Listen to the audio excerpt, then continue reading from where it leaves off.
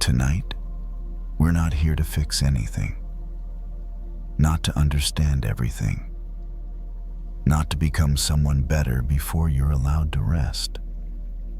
This is a quiet space where we gently let go and return to inner peace through soft Zen stories inspired by the Buddha, shared slowly so your mind can soften and your body can rest. Maybe today asked a little too much from you. Too many thoughts, too many worries, too many small things you tried to hold together. And maybe, just for this moment, you're ready to set them down. Here, you don't need to improve yourself. You don't need to solve tomorrow. You are already enough simply by being here, breathing quietly. Just for a moment. Where are you listening from tonight? Wherever you are, I'm grateful you're here, sharing this quiet space. Let your breath slow, as if it remembers the way home.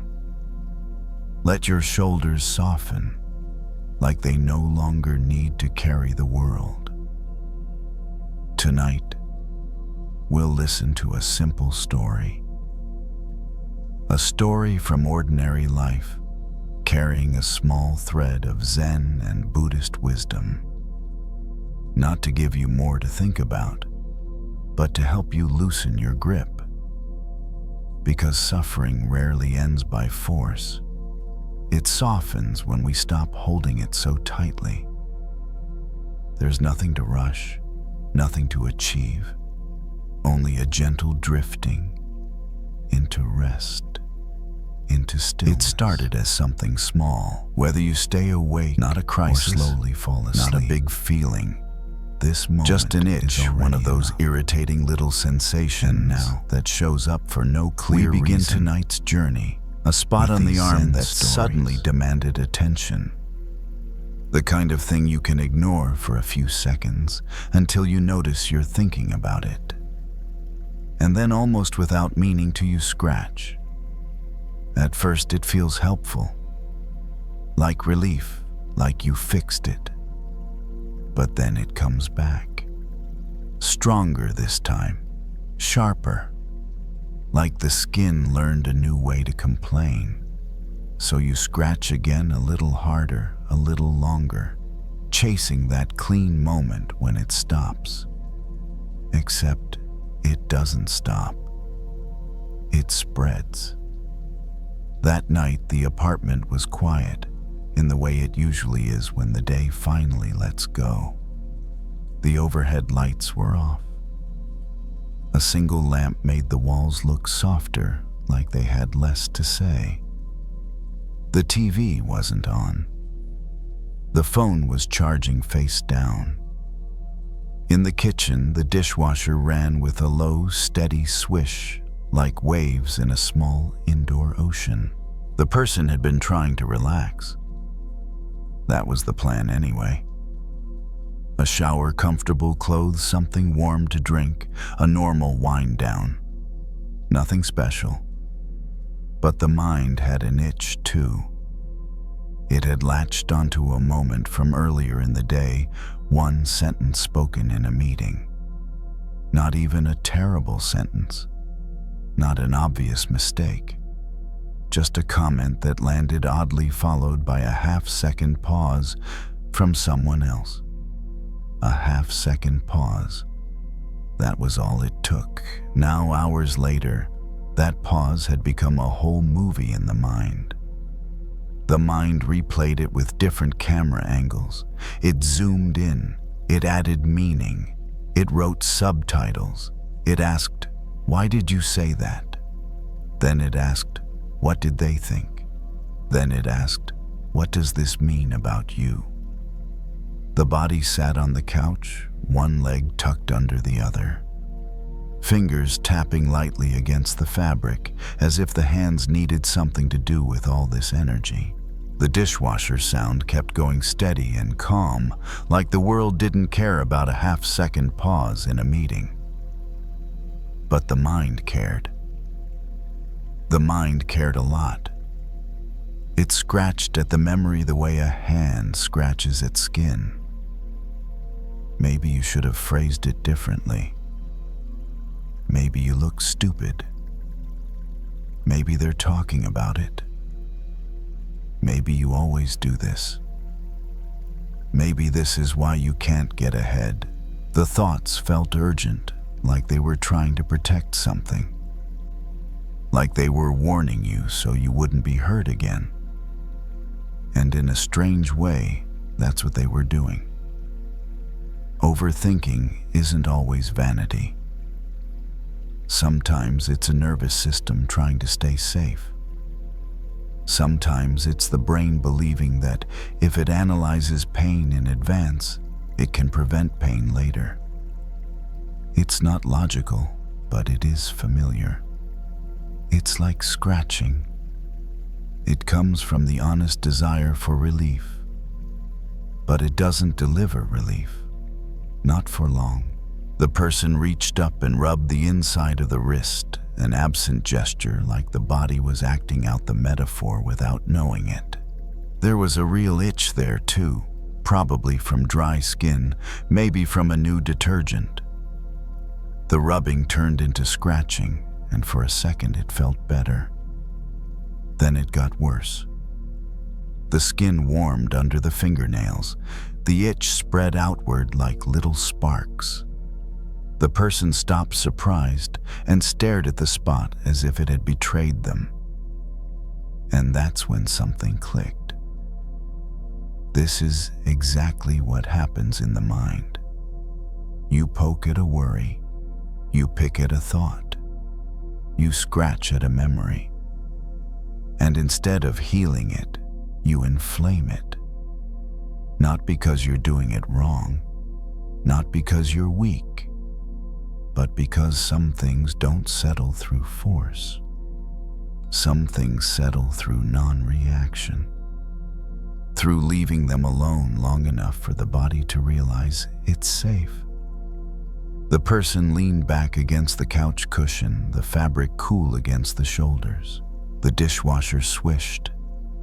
The lamp hummed faintly. The room held steady. The mind, though, wanted to keep going. It wanted to keep scratching at the meeting moment. It wanted to squeeze meaning out of it until something finally felt certain. Certainty the mind promised would feel like relief.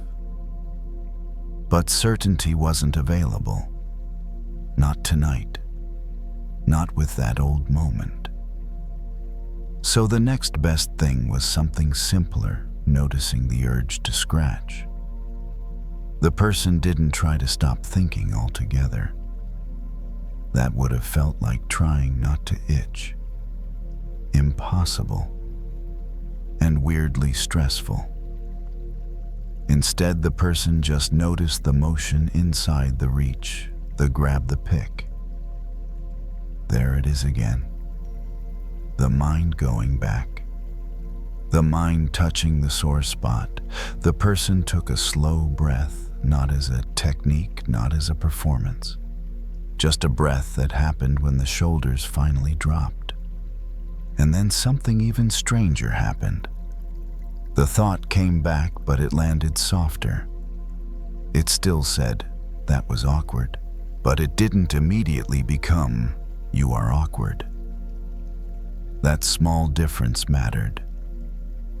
The itch in the wrist was still there too faintly. The skin still wanted attention, but the person kept the hand still resting it on the thigh. Not with rigid discipline, just with curiosity. What happens if I don't scratch? At first, nothing. The itch pulsed once like a protest. Then it pulsed again, less convincing. The mind did the same. It offered another replay, another angle, another story. But the person stayed. not fighting, not obeying, just staying. The dishwasher kept going. The swish-swish sound didn't speed up when the mind got loud. It didn't slow down when the body relaxed. It just continued patient and indifferent. And in that steady sound, the person felt something like permission. Maybe the goal wasn't to control the itch. Maybe the goal was to stop reacting to it like it was an emergency. The body softened another notch. The hand remained still. The mind replayed the meeting moment once more. And then for a brief second it didn't. In that brief second, the room felt bigger. Not because anything changed, but because the mind stopped tightening around one tiny point. And the person realized the itch doesn't last forever if you stop feeding it. The pause didn't last long. The thought returned, of course. It always does. Another angle, another imagined reaction from someone else, another quiet question about what it all meant.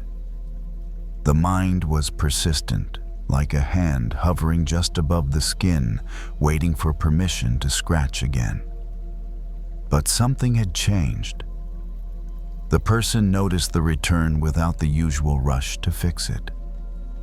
There was a small gap now, thin but real, between the itch and the reaction.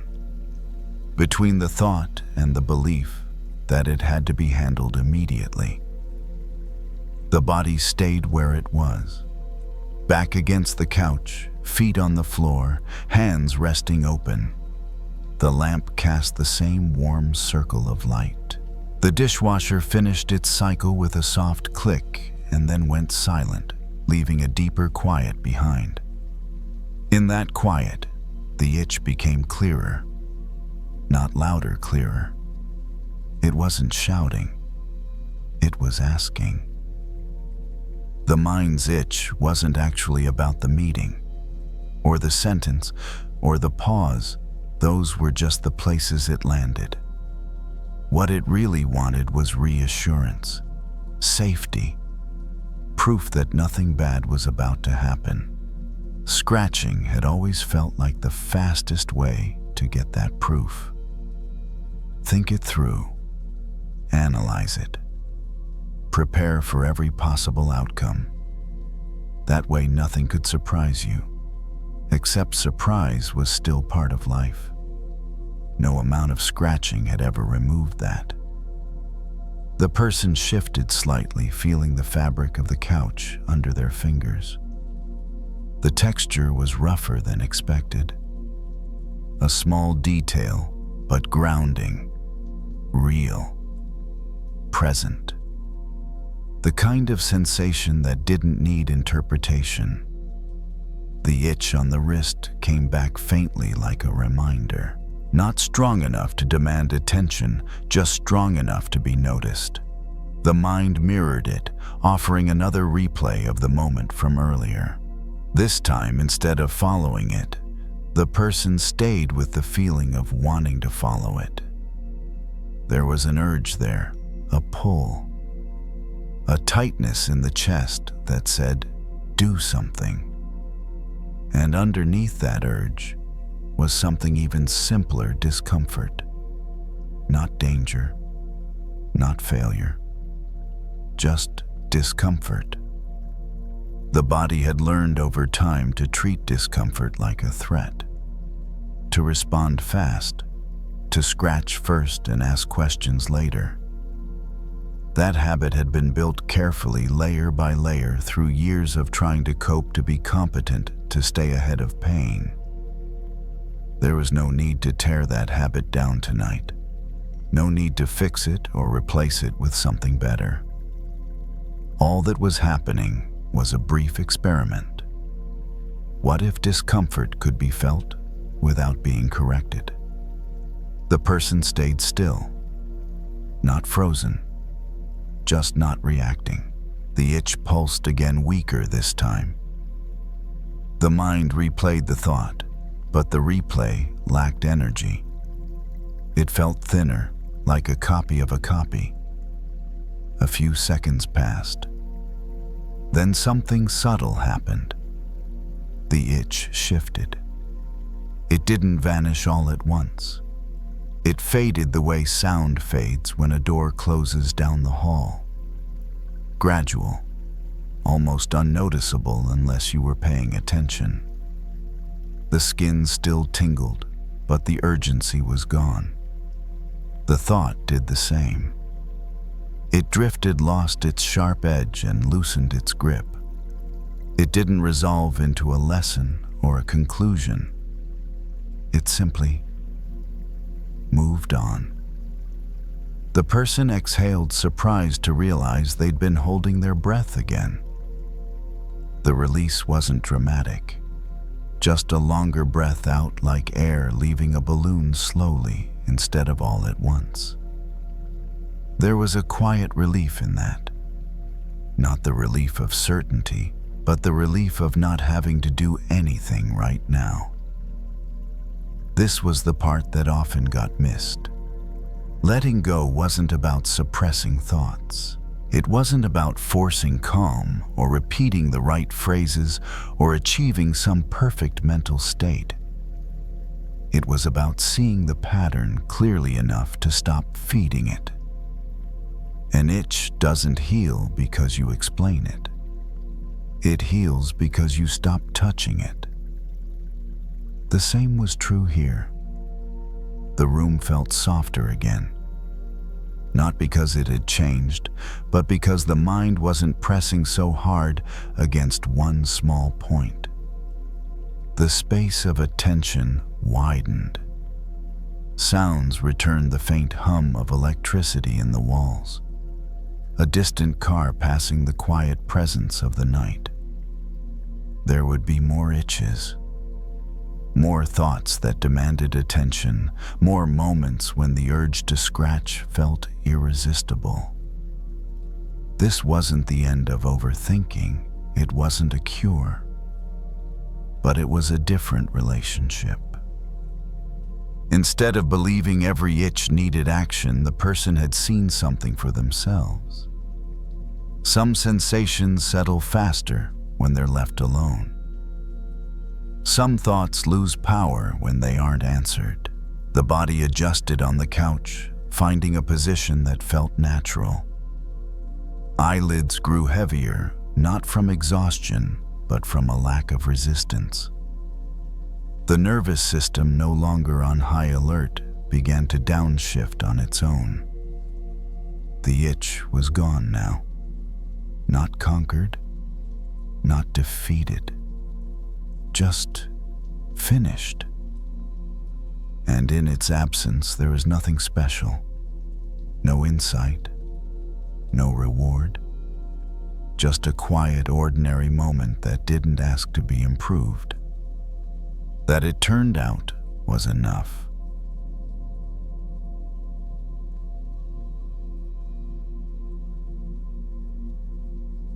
The parking lot was almost empty.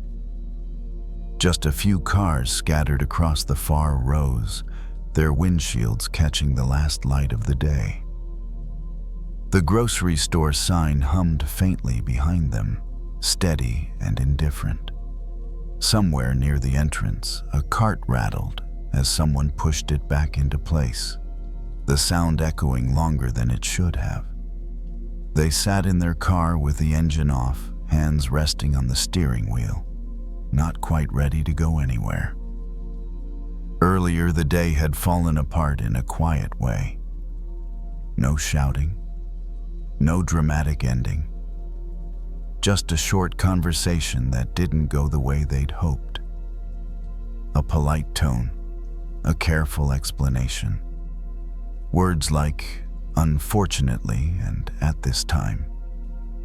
The kind of ending that leaves no clear edge to push against, no one to blame. Not even yourself yet, somehow still leaves a heaviness behind. Failure doesn't always arrive loudly. Sometimes it slips in, gently dressed as a reasonable outcome. They'd nodded, thanked the person on the other end, closed the laptop, done all the right things. And still the feeling followed them out the door, into the car, into the long pause before turning the key. Now the sky was changing. A thick layer of clouds hung low, dull and gray, like they'd been there all day. But near the horizon, something else was happening. A thin band of light pushed through soft and warm, coloring the edges of the clouds in pale gold. The sun hadn't disappeared. It had just been hidden. They noticed how quickly their mind had jumped to conclusions earlier. This means I'm not good enough. This proves I waited too long. This sets me back more than I can afford. The thoughts came fast, stacking on top of one another, each one sounding certain, final. As if one moment could define the shape of an entire life. They leaned forward and wiped a small smudge from the inside of the windshield with their sleeve. The glass cleared just enough to sharpen the view. The light grew brighter for a second, then shifted again as the clouds moved.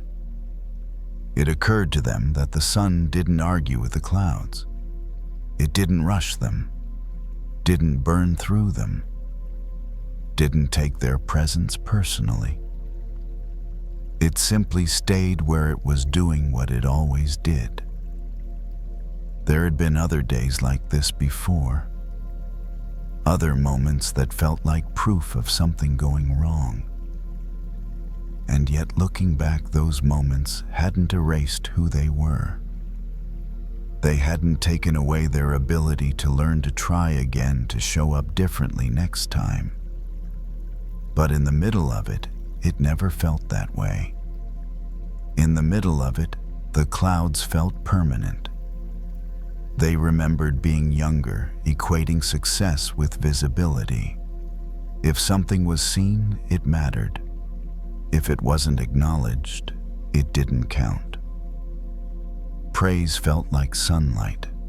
Silence felt like disappearance. Over time, that belief hardened.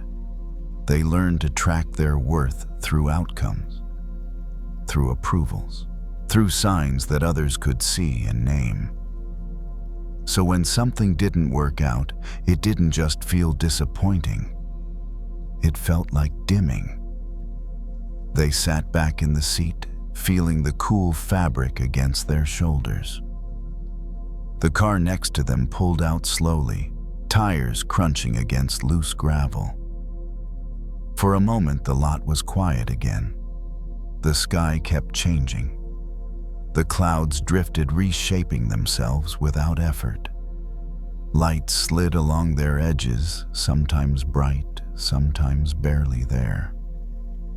The scene refused to settle into a single interpretation. They took a breath, not deep, not intentional. Just the kind that happens when the body realizes it's safe to pause. What if this moment isn't saying anything about my value? The thought surprised them. Not because it felt obviously true, but because it felt possible. They had been treating the outcome like a verdict, a final word. But maybe it was closer to weather. Something that passed through, something that changed conditions without changing the sky itself. They thought about how often they'd admired resilience in others. How they'd watched people move through setbacks and still remain themselves. Still kind, still capable, still worthy of respect even when things didn't go their way. Somehow, it had never occurred to them that the same might apply inward. The light near the horizon deepened, turning amber, then soft orange. For a brief moment, the clouds looked almost translucent, like thin fabric held up to a lamp. They felt a familiar ache in their chest, not sharp, just heavy. A mix of disappointment and tiredness. They didn't push it away, didn't label it as weakness. They let it sit there like the clouds sat in the sky. Failure, they were realizing, doesn't erase what came before it. It doesn't cancel effort. It doesn't rewrite your entire story unless you let it. It only blocks the view for a while. They stayed in the car longer than they needed to, watching the sky dim slowly, the colors fading into blue-gray. The sun slipped fully behind the clouds, now no longer visible at all. And still, they knew it was there. They turned the key but didn't drive off right away. The dashboard lights came on softly, casting a pale glow across the inside of the car. The radio stayed off. The world outside felt quiet enough on its own. The sky had lost most of its color, now settling into a calm, even gray. The disappointment was still there. It hadn't gone anywhere, but it no longer felt like an emergency. There's a difference between pain that needs fixing and pain that just needs space. For a long time, they had treated every uncomfortable feeling like a problem to solve. If something hurt, it must mean something was wrong with them. If they felt stuck, it must mean they had failed in some essential way. Sitting there, watching the clouds thicken, they began to sense another option. Maybe this feeling didn't need a solution. Maybe it just needed permission to pass through. They thought about how often they had confused visibility with value. How praise felt like sunlight and silence felt like being erased. How easily one unanswered email could undo weeks of steady work in their mind. It wasn't that they believed others were shallow. It was that they had learned to see themselves through the same narrow lens. Outcome equals worth. Progress equals proof. Setback equals something missing. Those rules had never been spoken out loud, but they had shaped the way they moved through the world all the same. The clouds above continued their slow drift. Some thickened, some thinned. None of them stayed exactly as they were. The sun didn't fight them. It didn't try to shine harder to compensate. It didn't dim itself in response. It simply remained. The thought landed gently. What if my value is like that? Not something that appears only when conditions are perfect. Not something that has to be proven each time it's questioned. Just something that exists steady and unchanged, whether or not it's being seen. They felt a subtle shift in their chest. Not relief exactly, more like steadiness.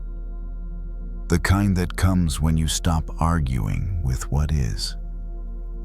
They had done their part. They had shown up. They had tried.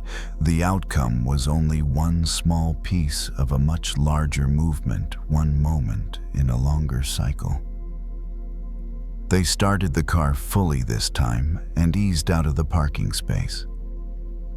As they drove, the headlights cut through the dim evening, illuminating patches of road, one at a time. They didn't need to see the whole way, just the next few feet. That felt familiar. So much of their life had unfolded like this already, step by step. Light reaching only so far ahead. Trust built not from certainty, but from motion. A red light caught them at the edge of the lot. They stopped and waited. The clouds above were darker now, but the air felt cooler, calmer. They noticed how their breath matched the rhythm of the drive. Inhale at the stop. Exhale as the car rolled forward again. The body knew how to move through this, even if the mind still had questions. There would be other attempts, other conversations, other moments where things didn't go as planned. That wasn't a sign of deficiency. It was a sign of being in motion. Failure, when seen clearly, wasn't the opposite of worth. It was simply part of the weather. And weather changes. They merged onto the road's streetlights, passing overhead in a steady pattern. Each one lit up the windshield briefly, then disappeared behind them. The repetition was comforting, predictable in a way that didn't demand attention. They didn't feel triumphant. They didn't suddenly feel confident or resolved. They just felt intact, still themselves, still capable, still worthy of being here exactly as they were. The clouds could stay as long as they needed to. The sun wasn't going anywhere.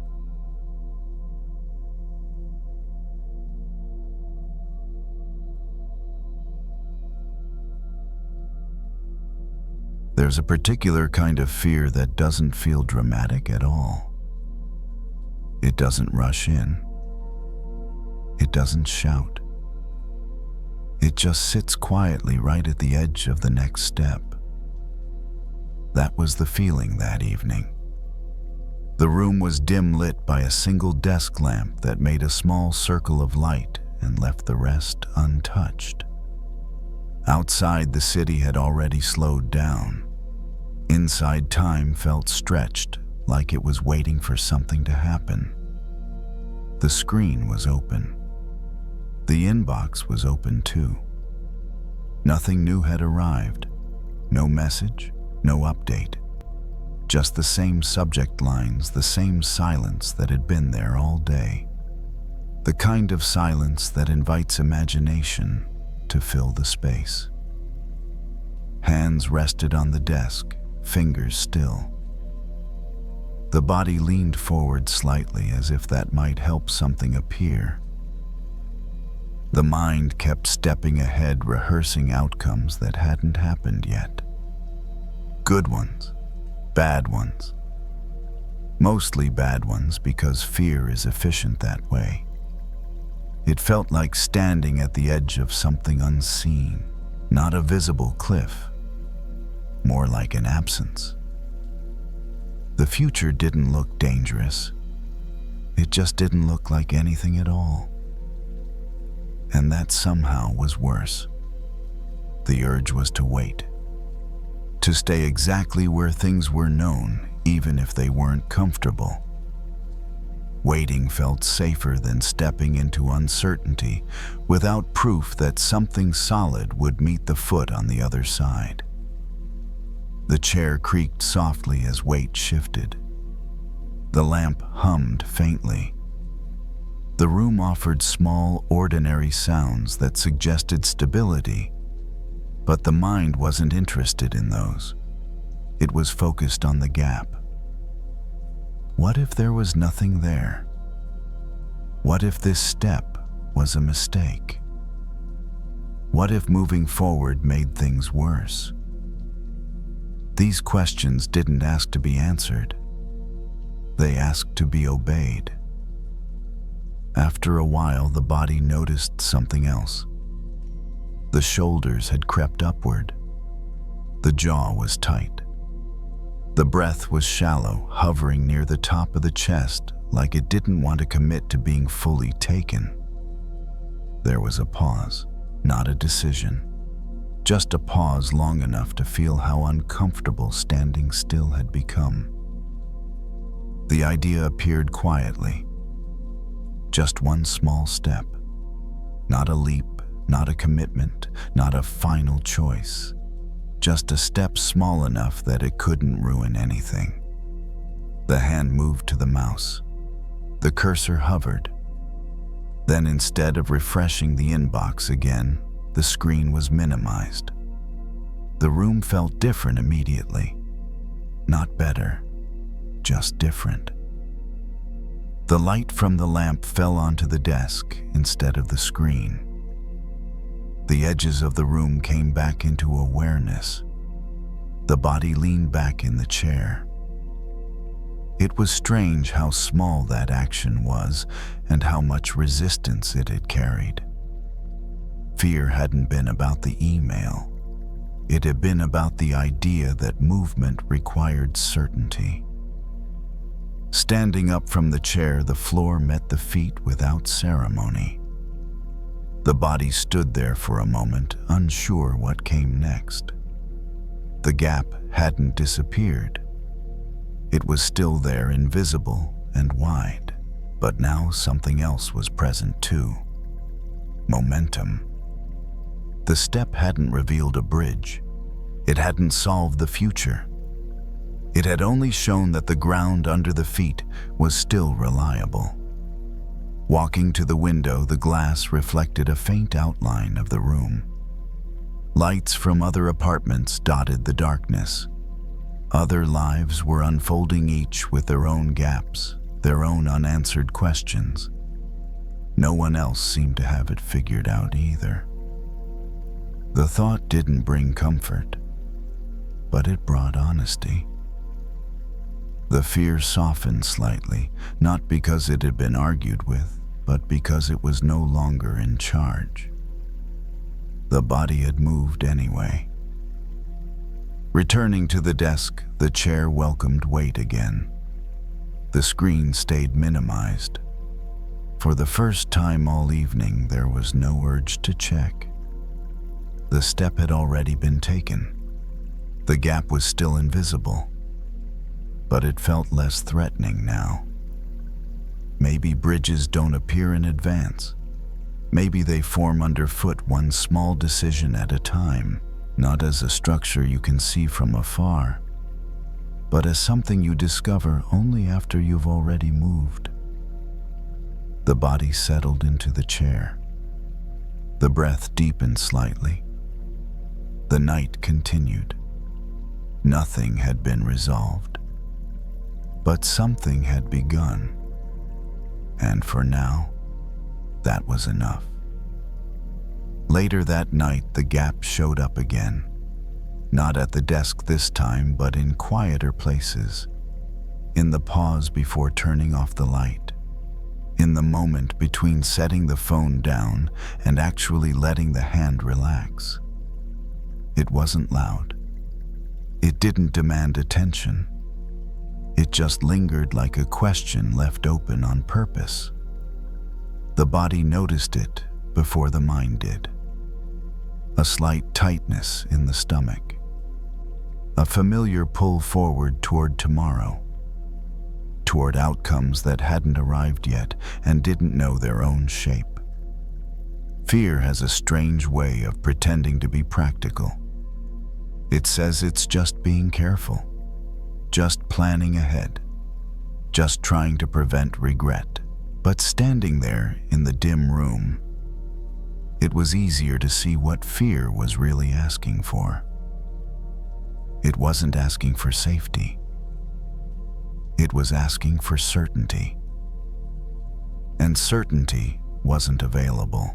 The floor lamp cast a soft glow across the wall. Shadows shifted slightly as the air moved. Everything in the room existed without needing to know what came next. The body lowered onto the couch. The cushion adjusted.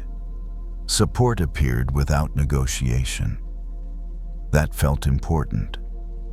The gap in the mind was loudest when attention stayed in the future. When it imagined the step after the next step, and then the one after that. When it tried to see the whole bridge before even leaving the edge. But when attention returned to what was here, the weight of the body, the texture of the fabrics, quiet hum of the building, the gap lost some of its power. It was still there, but it wasn't in control. it became clear that fear didn't actually mind small steps. It panicked at the idea of irreversible ones. It feared commitment more than movement. So movement stayed small. The phone was placed face down on the table. Not hidden, not turned off, just not centered. The room seemed to exhale at the same time the body did. Another step.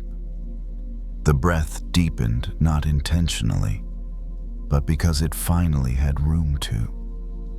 The shoulders softened, the jaw unclenched. Nothing dramatic happened, and that too felt important. Fear often expects catastrophe or relief, something big enough to justify its presence. But here, there was neither, just continuation. The mind tried again later while lying in bed. It brought up alternate futures. It tested scenarios. It asked the same question in different forms. Is this the right path? The question didn't need an answer tonight. There was a realization, quiet and almost easy to miss. The gap didn't exist because something was missing. It existed because something hadn't been defined yet, and not everything needed to be. Uncertainty wasn't a flaw in the process. It was part of it. Bridges, it turned out, weren't always structures you could see.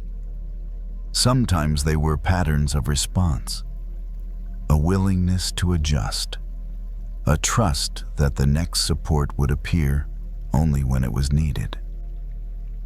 The body rolled onto its side. The mattress shifted. The room stayed still. Fear softened again, not because it had been convinced, but because it had been outpaced. Action, even gentle action, had moved faster than imagination. There was no guarantee that the next step would be easy, no promise that it wouldn't require effort or courage. But there was a growing sense that standing frozen at the edge was no longer the safest option. The body had already learned something essential, that it could move without knowing, that it could step without seeing. That support often revealed itself only after weight had been placed on it. Sleep arrived gradually without announcement. The gap didn't close. It simply stopped demanding attention. And in that quiet, it felt possible to trust that when morning came, the next step would be there to take. Not because the future had been solved, but because the present had proven itself steady enough to stand on. For now, that was all that was needed.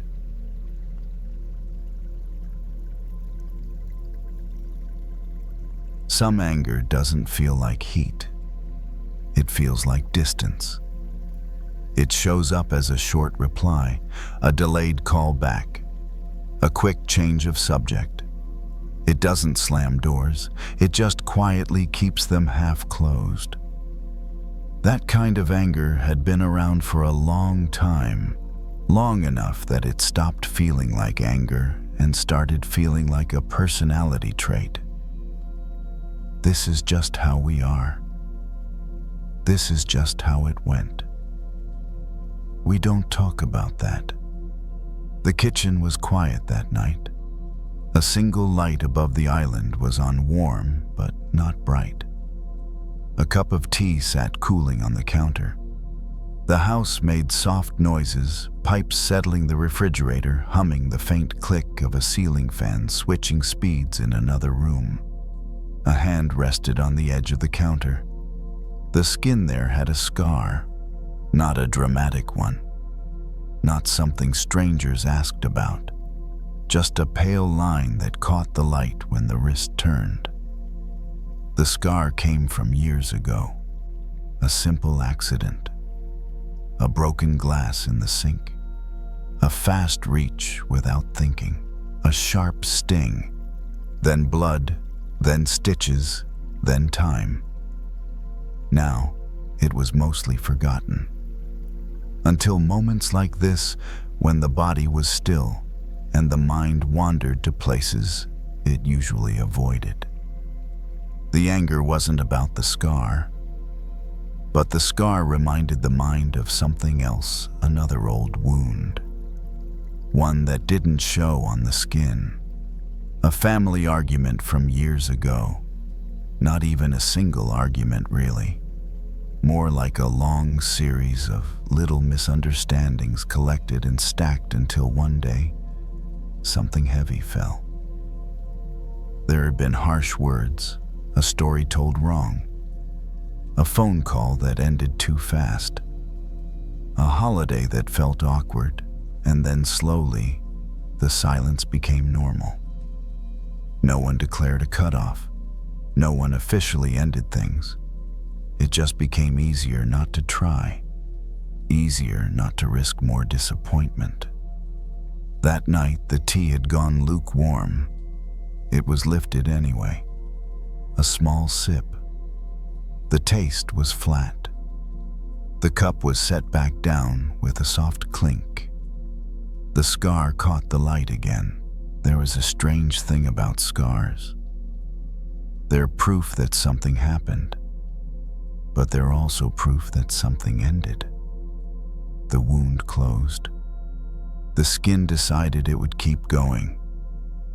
The mind returned to the old family moment and immediately tried to make it simple. They were wrong. I was right. They never apologized. I didn't deserve that. It's comforting to keep the story clean. Clean stories are easy to hold, but real life is rarely that neat. A thumb traced the scar without thinking. The skin there was smooth, but different.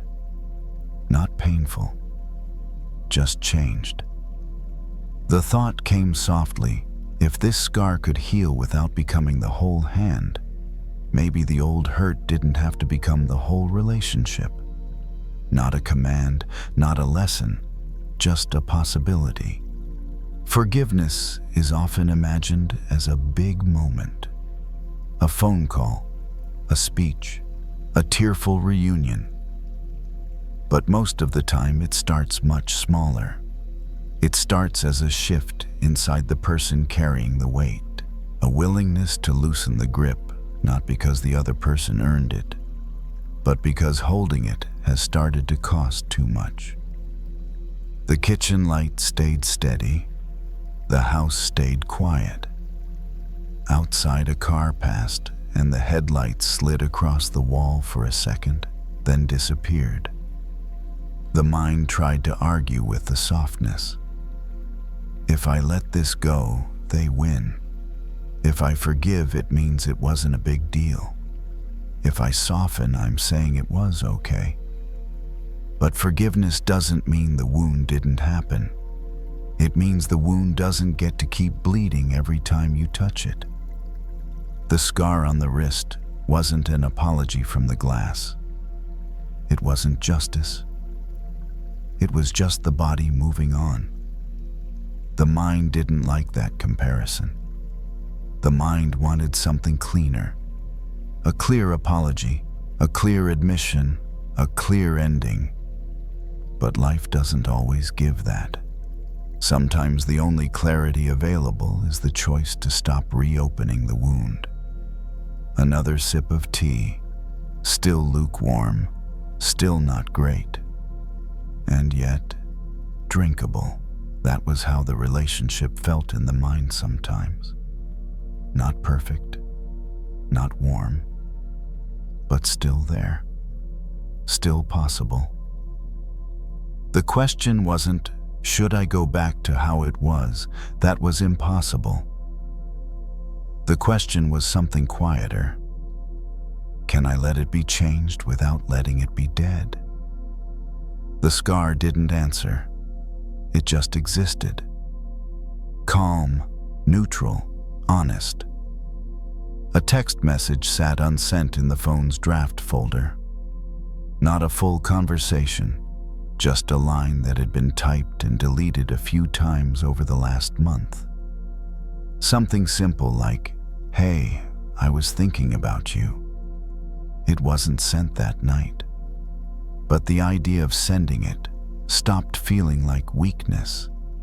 It started to feel like strength, the same kind of strength that heals. Not loud strength, not proud strength, just steady strength. The light above the island hummed softly. The tea cooled further. The hand rested again on the counter scar, visible not as a flaw, but as evidence. Evidence that something can hurt and still become something you live with. The next morning arrived quietly. No dramatic shift in feeling, just a slightly different weight in the chest, the kind you only notice because it's lighter than before. Sunlight slipped into the kitchen in thin lines. Dust moved slowly through it. The scar on the wrist looked different in daylight, less noticeable, almost ordinary. A phone buzzed once on the counter, a notification from a news app. Nothing important. Still, the screen lit up and the draft message appeared again when the phone was unlocked. The words were still there, simple, unfinished. The mind hesitated. It always did at this point.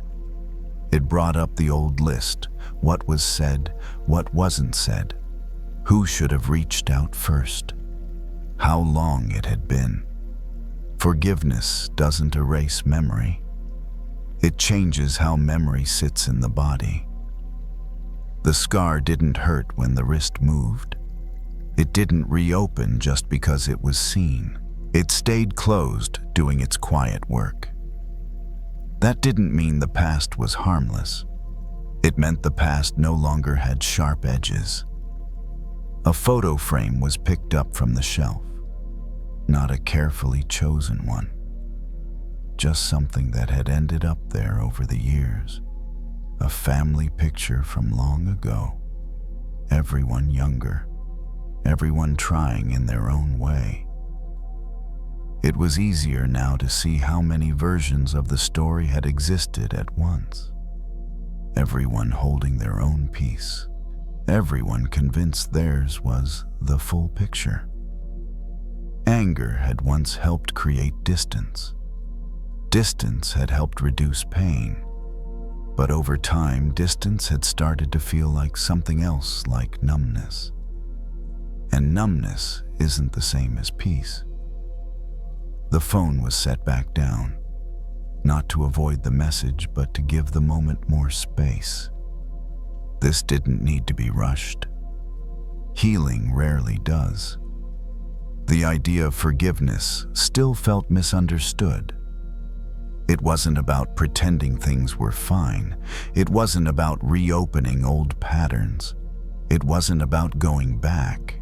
It was about letting the scar be a scar. Not a wound, not an identity. Later, while rinsing a mug in the sink, the water ran over the wrist again. The skin there was warm, alive, responsive. The mind noticed something else then. The anger that had once flared around the memory didn't show up the same way anymore. It didn't leap forward. It didn't demand attention. It felt tired. Like it had done its job and didn't need to keep working. There was a relief in that. A quiet one. Forgiveness doesn't announce itself. It doesn't come with certainty. Sometimes it shows up as the absence of the old reaction. A holiday card arrived in the mail later that week. The handwriting on the envelope was familiar. The sight of it used to cause an immediate tightening. This time the reaction came, and then passed. The card was opened, read once, then set down. No response was sent that day, and that was okay. Forgiveness doesn't require immediate action. It doesn't force connection before the system is ready. The scar remained, visible in some light, invisible in others. It no longer felt like proof of damage. It felt like proof of endurance. The past couldn't be undone. The relationship couldn't return to its old shape. But neither needed to be erased. The idea of reaching out shifted again, from I should to I might, from obligation to choice. That difference mattered. The phone stayed nearby. The message draft stayed simple. No explanations, no apologies demanded. Just an opening, a small one. Whether it would be sent tomorrow or next month didn't feel urgent anymore. Healing doesn't mean everything is fixed. It means the pain has stopped asking for your full attention. The scar had stopped asking for it long ago. Standing there, the wrist turned slightly. The light caught the pale line once more, not as a reminder of what was lost, but of what had already survived. And for now, that was enough.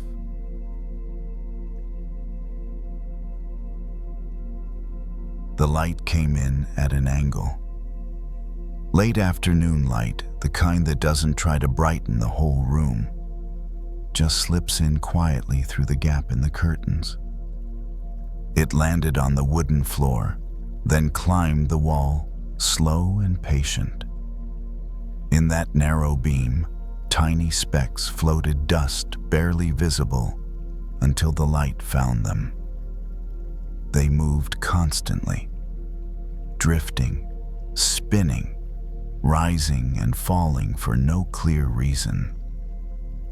The person noticed them while standing still in the living room halfway between tasks. There had been an intention to clean, or maybe to sit down, or maybe to do nothing for a minute before deciding what came next. The body hadn't chosen yet, so it paused. The dust kept moving. At first there was a familiar tightening in the chest, a reflex. The place is dusty. I should clean. This means I've let things slide. The thoughts came quickly dressed up as responsibility, as if the dust were a problem that said something about who the person was. The eyes followed the particles for a moment longer. They were too small to catch, too many to count. Even if the room were scrubbed spotless, more would appear tomorrow, or later that same day. Dust wasn't a sign of failure. It was a sign of life moving through a space. Air carried things. Light revealed them. That realization didn't arrive as a sentence. It arrived as a loosening. The body leaned against the back of the couch. The fabric felt warm where the sun had touched it. The room was quiet, except for the faint hum of the air conditioner, turning on and off, regulating temperature without being asked. The mind, however, stayed busy. It always did. It jumped from the dust to something else, as it usually did. A conversation from earlier, a message left unanswered, a worry about whether the future would line up the way it was supposed to. Each thought appeared clearly for a second, sharp and defined, then drifted into the next. They looked a lot like the dust, small, numerous, always moving. And yet somehow the mind treated them differently. Dust in sunlight was harmless, even a little beautiful. Thoughts, on the other hand, were treated like evidence, like proof that something was wrong, unfinished, or in danger of falling apart. The person noticed that difference without judging it, just noticing. The way you might notice you always tense your shoulders when a certain song comes on. There was a thought now about work. It hovered near the front of awareness, demanding attention. A decision that hadn't been made. A scenario that hadn't been resolved. The familiar urge to follow it rose immediately. Think this through. Figure it out now, don't let it float away. The urge felt responsible, necessary. But the sunlight didn't care which dust particle mattered more. It illuminated all of them equally, without preference or reaction. The light stayed clean, unstained. That was the part that stopped the person. The dust didn't dirty the light. No matter how many particles passed through it, the beam stayed bright, clear, unchanged. It didn't resist the dust. It didn't try to filter it out. It didn't tighten or bend in response. It simply shone. The thought about work drifted closer, louder now. It wanted engagement. It wanted analysis. It wanted reassurance. The person felt the familiar pull to grab onto it, to start scratching at it the way the mind often did. Instead, the person stayed still, not rigid, just still enough to watch. The thought moved the way the dust did. It shifted shape. It changed direction. Another thought bumped into it and sent it spinning somewhere else. A third thought followed behind it, less intense, more vague. None of them stayed for long. The body exhaled slowly, not as a technique, just as a response to seeing something clearly. The chest softened. The shoulders dropped a fraction. The jaw unclenched. For a moment, there was a strange quiet.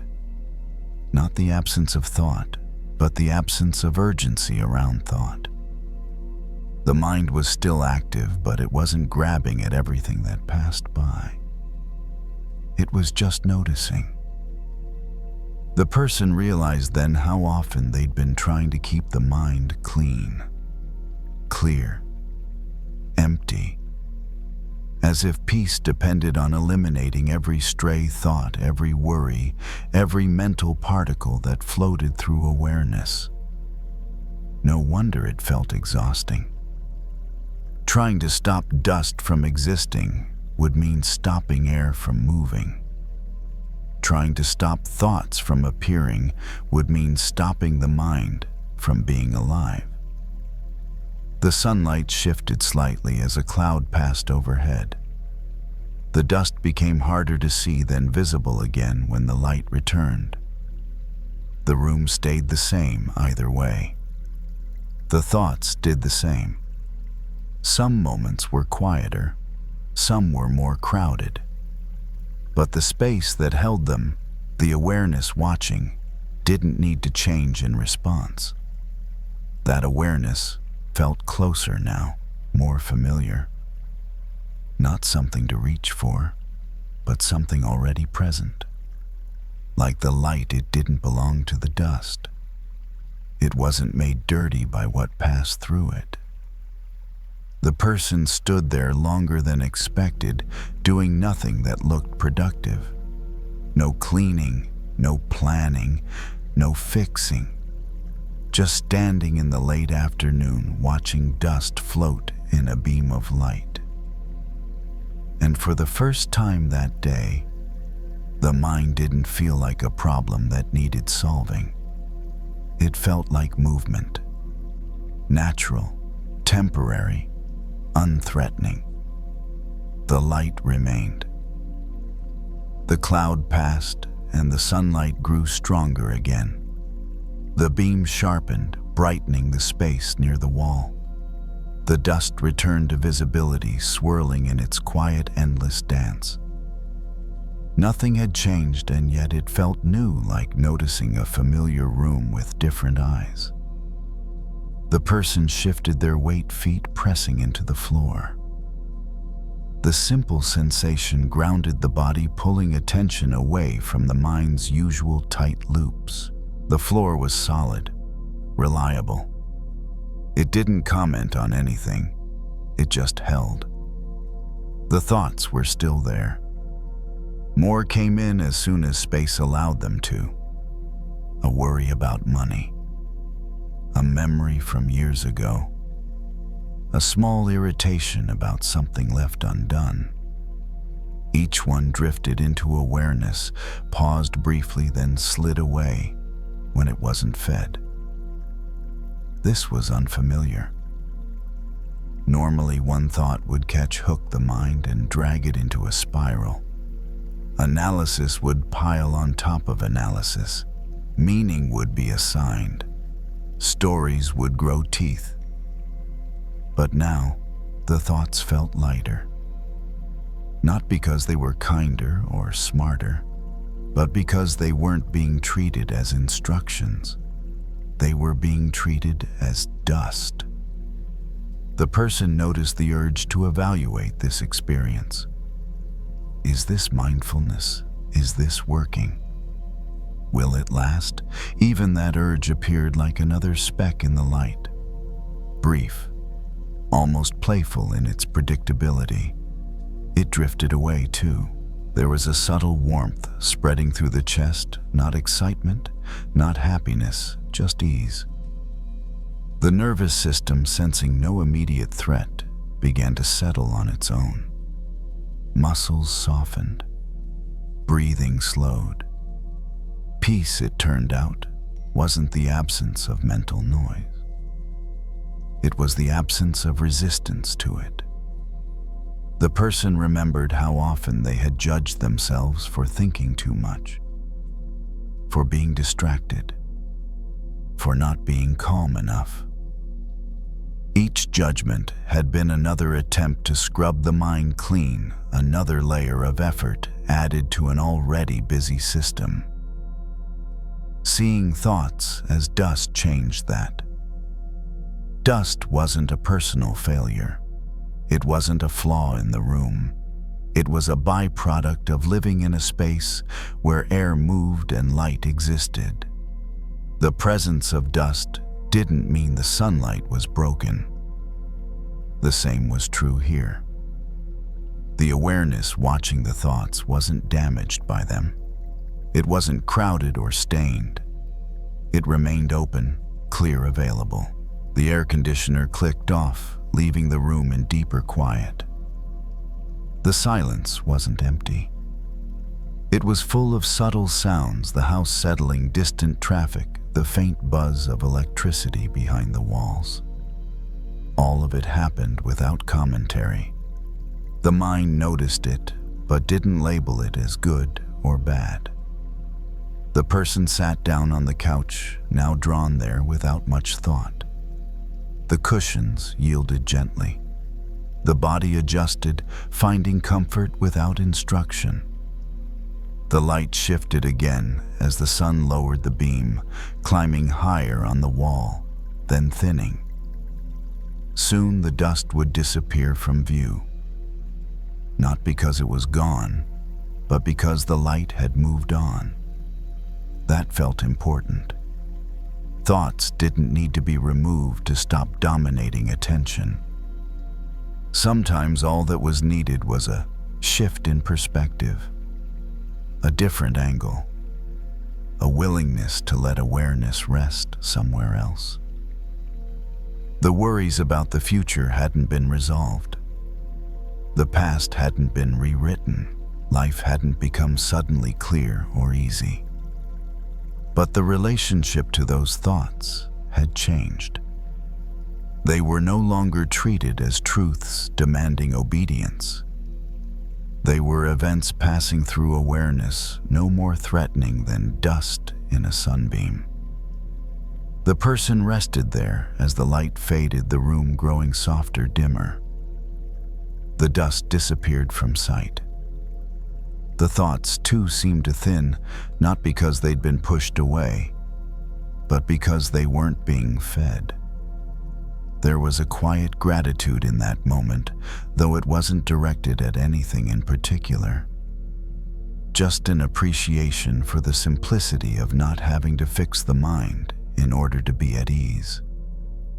The day moved toward evening. Shadows stretched. The light shifted fully out of the room. The dust was still there. The thoughts were still there. And yet, the space felt clean. Not because it had been emptied, but because it had been allowed to be what it was. The person closed their eyes for a moment, breathing easily, carried by the ordinary sounds of the house and the quiet understanding that peace didn't require control. It only required seeing clearly and letting the light do the rest.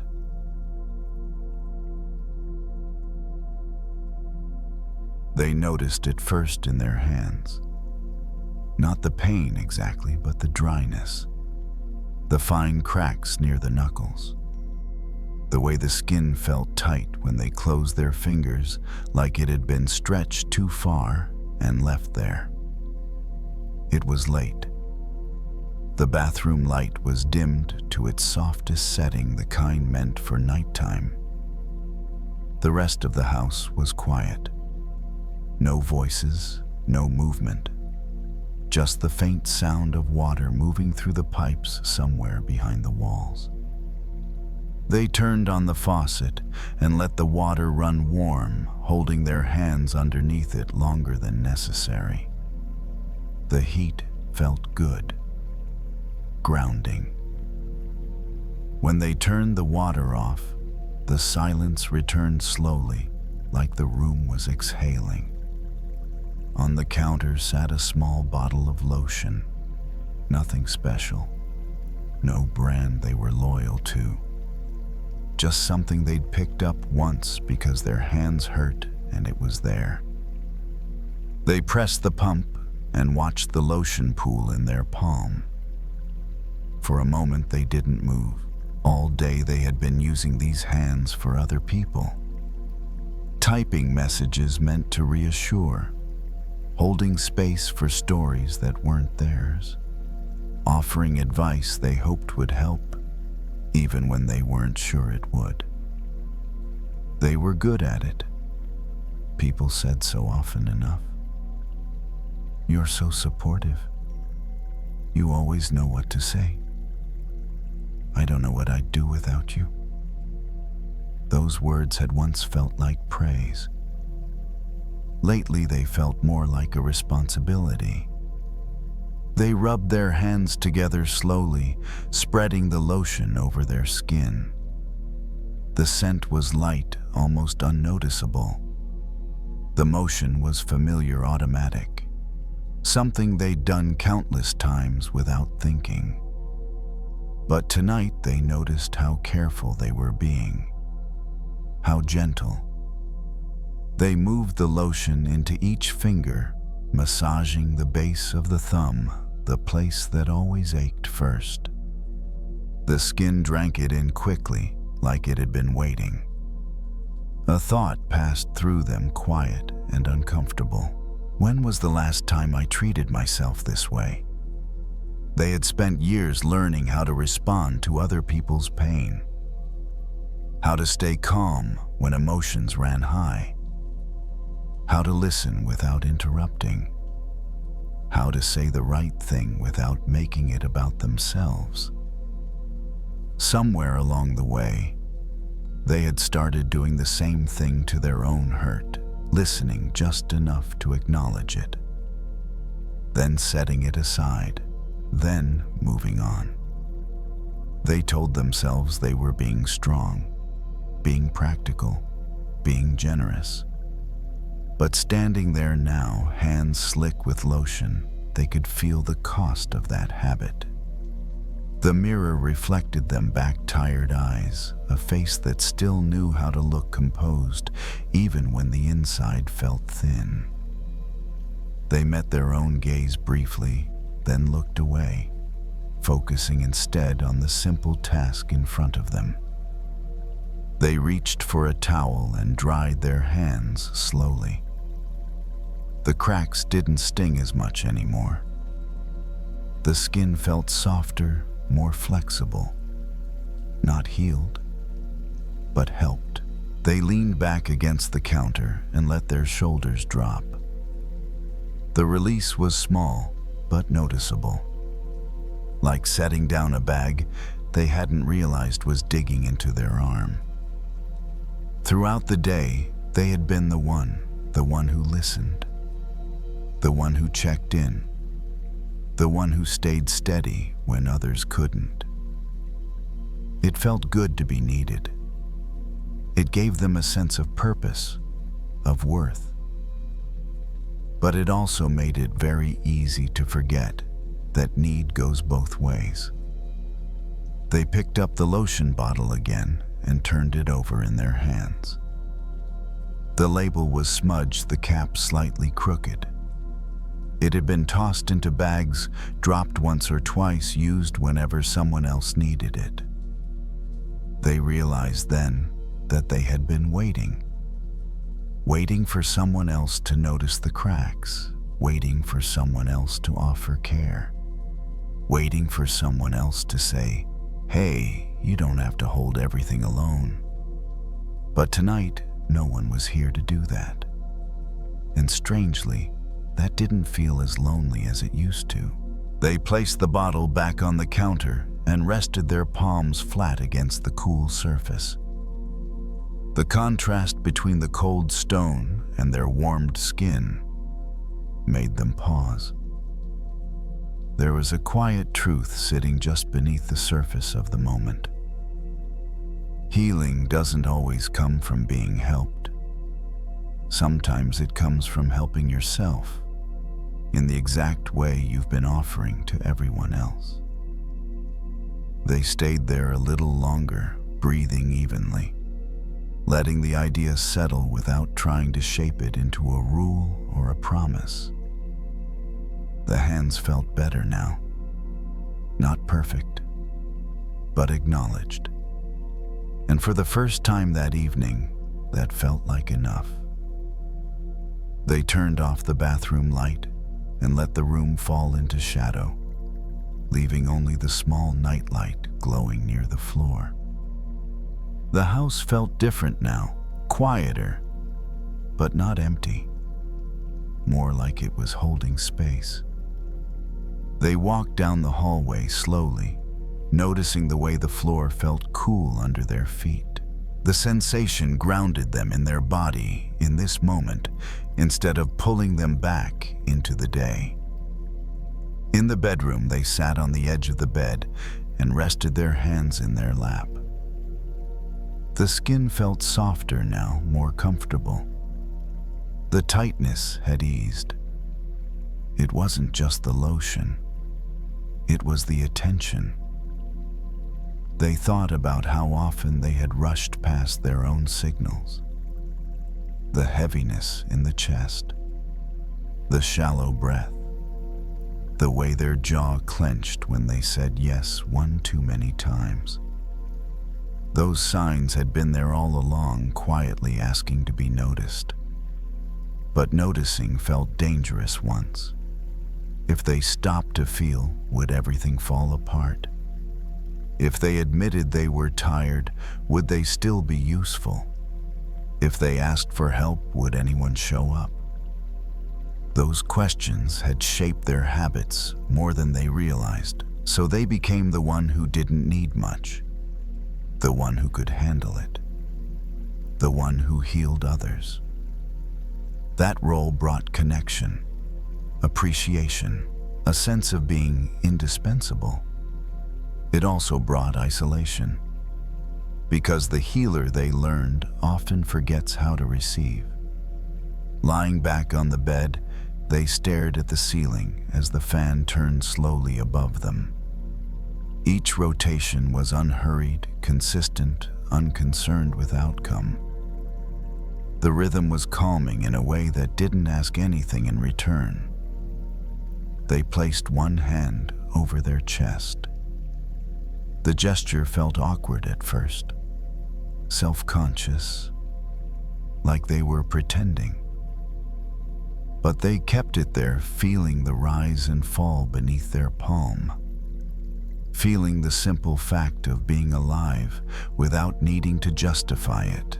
They had offered this kind of presence to others countless times, sitting quietly while someone cried, staying with them in uncertainty, not fixing, not rushing. What would it be like to offer that same patience inward? They didn't answer the question. They didn't need to. They just stayed. The ache in their chest softened slightly, not because it was solved, but because it was finally being held. There was a quiet relief in realizing that healing didn't have to arrive as a breakthrough. It could arrive as a habit, as a series of small private acts of care that no one else ever sees. A glass of water when the body is dry, a pause before saying yes, a hand on the chest instead of another explanation. These weren't grand solutions. They didn't make good stories. They didn't earn praise, but they worked. The person they had been waiting for all along, the one who would notice, who would respond, who would tend the wound with gentleness, had been here the whole time. Not as a rescuer, not as a hero, just as themselves. The room stayed quiet. The night deepened. Tomorrow they would likely slip back into familiar patterns. They would listen, support, care. That part of them wasn't wrong or broken. But tonight something had shifted. They no longer believed that their worth came from being the one who held everything together. They no longer believed that neglecting themselves was the price of being needed. They were allowed to be both compassionate and cared for. As sleep approached, their breathing grew slower, deeper. The hand on their chest stayed there, warm and steady. The healer didn't disappear. They just learned how to turn the care inward, one small moment at a time.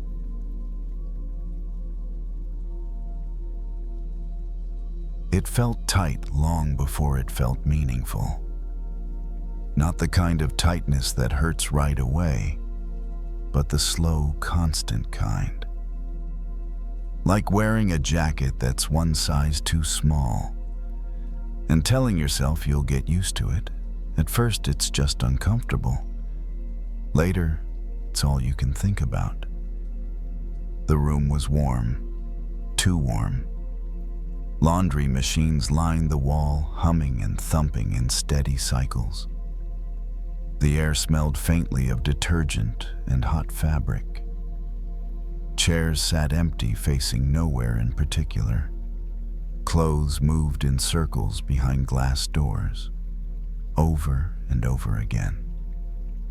The rhythm was predictable, almost soothing if you didn't look at it for too long.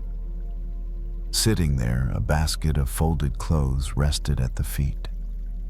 Everything was clean, everything was in order, and still there was a sense of being trapped inside something invisible. The day had been full. Not dramatic, just full. Messages answered, tasks completed, responsibilities met without complaint. The kind of day that looks fine from the outside. Inside, it felt like shrinking. There was a thought that came up often lately. I don't have room to breathe. It wasn't about physical space. The laundromat wasn't crowded. The chair wasn't uncomfortable. It was about the sense that every part of life had already been assigned a purpose. Every hour accounted for, every expectation wrapped tightly around the next, like being sealed into a shape that no longer fit. The dryer beeped softly. The sound cut through the hum, then disappeared again. The cycle continued. Fear showed up in a subtle way here. Not as panic, but as impatience, as frustration with being stuck, as the worry that this tightness was permanent. What if this is it? What if there's no expansion coming? The idea pressed inward, making the chest feel smaller. Hands reached down and picked up a sweater. It was warm from the dryer, heavier than expected. Folding it required attention, sleeves aligned, fabric smoothed. The simple motion grounded the body in something tangible. As the sweater was placed on the pile, it became obvious how much pressure had been placed on movement lately, on progress, on visible change. But nothing in the room was in a hurry. The machines kept turning at their own pace. Clothes didn't resist being tumbled. They didn't worry about where they were going next. Sitting back again, attention returned to the feeling of constriction. It wasn't evenly spread. It lived mostly in the chest and shoulders, like a shell being formed around something soft. The image arrived without effort. A cocoon. Not the romantic version, not the triumphant before and after. The uncomfortable middle. The part where nothing looks like growth. Where movement feels restricted and the future's shape is unknown. A cocoon isn't spacious, it's protective. That thought didn't immediately bring relief. Protection still felt like confinement, still felt limiting, still felt like being held in place when all the mind wanted was escape. Another dryer beeped. Someone down the row moved clothes from washer to dryer, then left again. The room returned to its steady rhythm. It became clear how often fear mistakes preparation for punishment. As if being held tightly must mean something has gone wrong. As if comfort and growth are supposed to look the same. But growth doesn't ask for permission. It often asks for patience. The cocoon isn't built to last forever. It's built to hold a process that can't happen in open air. Soft things need structure before they can support themselves. The idea settled slowly, not as an answer, but as a possibility. The tightness in the chest didn't disappear, but it shifted.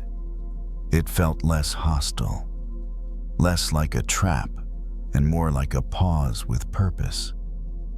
Hands reached for another piece of clothing, a t-shirt this time, lighter, easier to fold.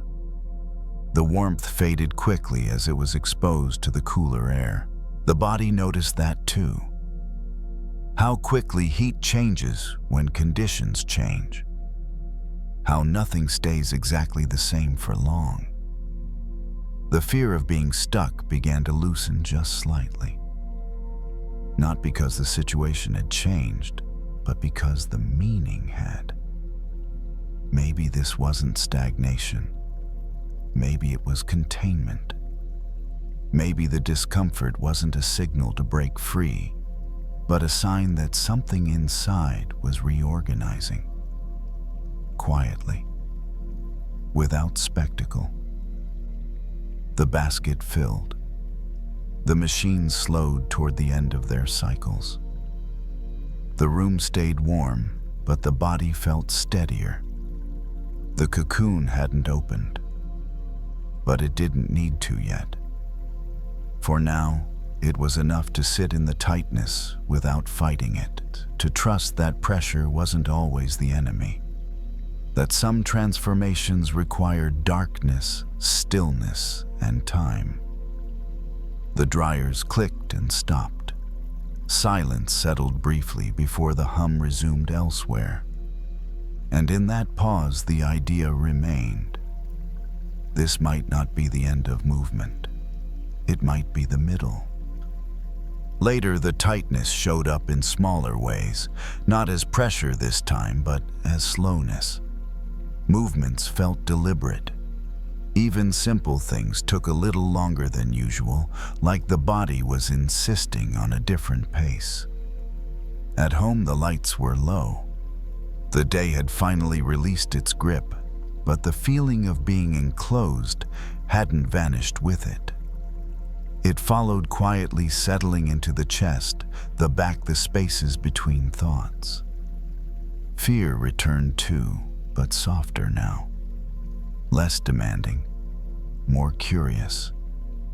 It asked whether this waiting had a purpose, whether the stillness was leading somewhere, or if it was just another form of delay. Sitting on the edge of the bed, attention dropped inward. The breath moved shallowly at first, then deeper, as if it had been given permission. The body felt dense, compact, like it had been wrapped carefully from the inside out. A cocoon doesn't look like progress from the outside. It looks like nothing is happening. That's what makes it uncomfortable. The mind prefers visible motion. It likes evidence. It wants proof that effort is paying off. A cocoon offers none of that. It asks for trust without explanation.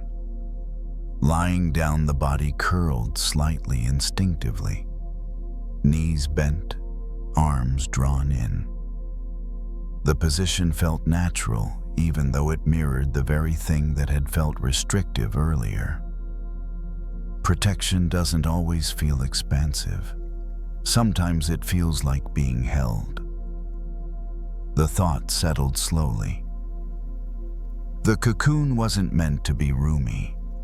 It was meant to be precise, shaped exactly for what was forming inside it. Growth here wasn't about adding more. It was about rearranging what already existed.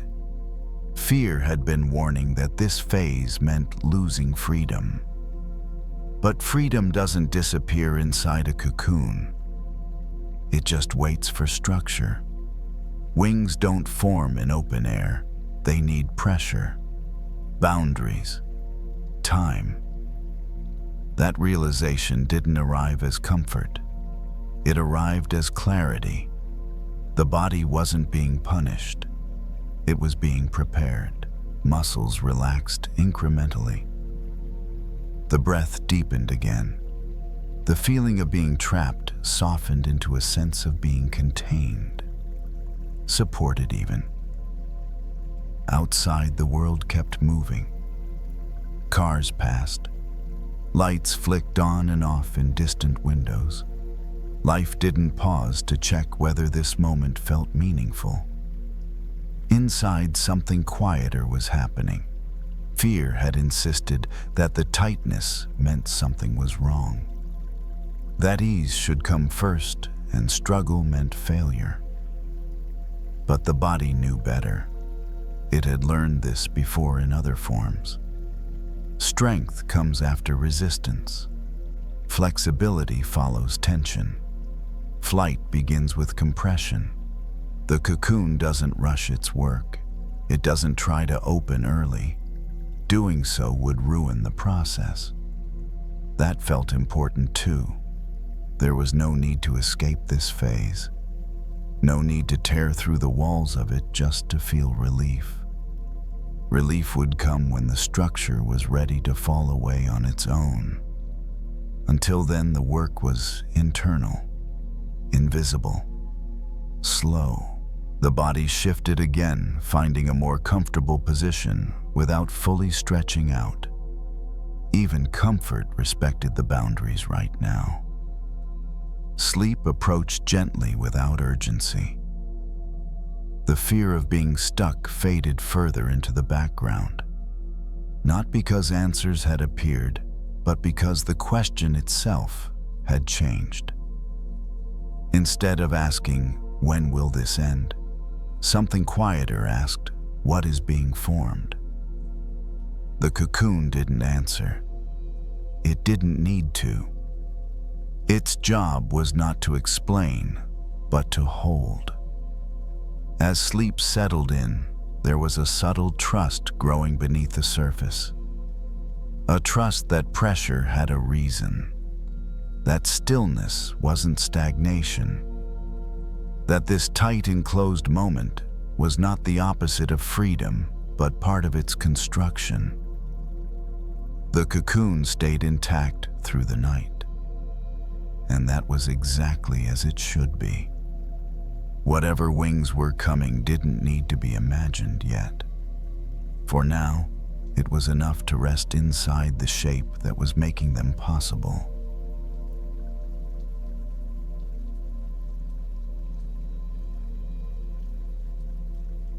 Strength is often imagined as resistance, as standing firm, as pushing back.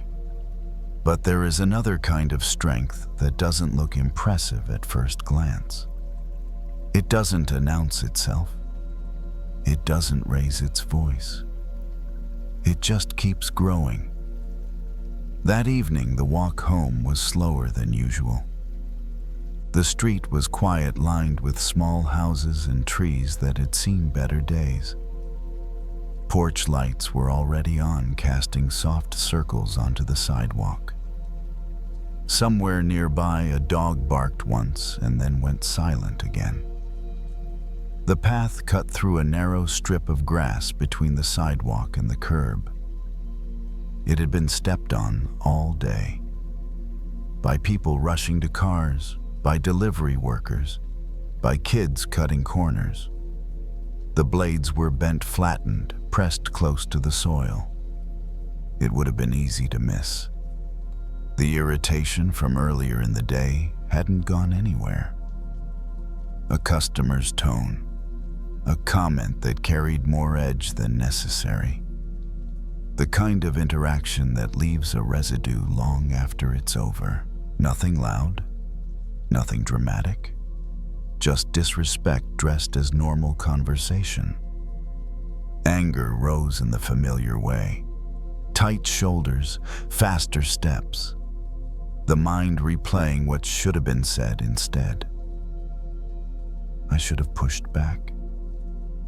I shouldn't let people talk to me like that.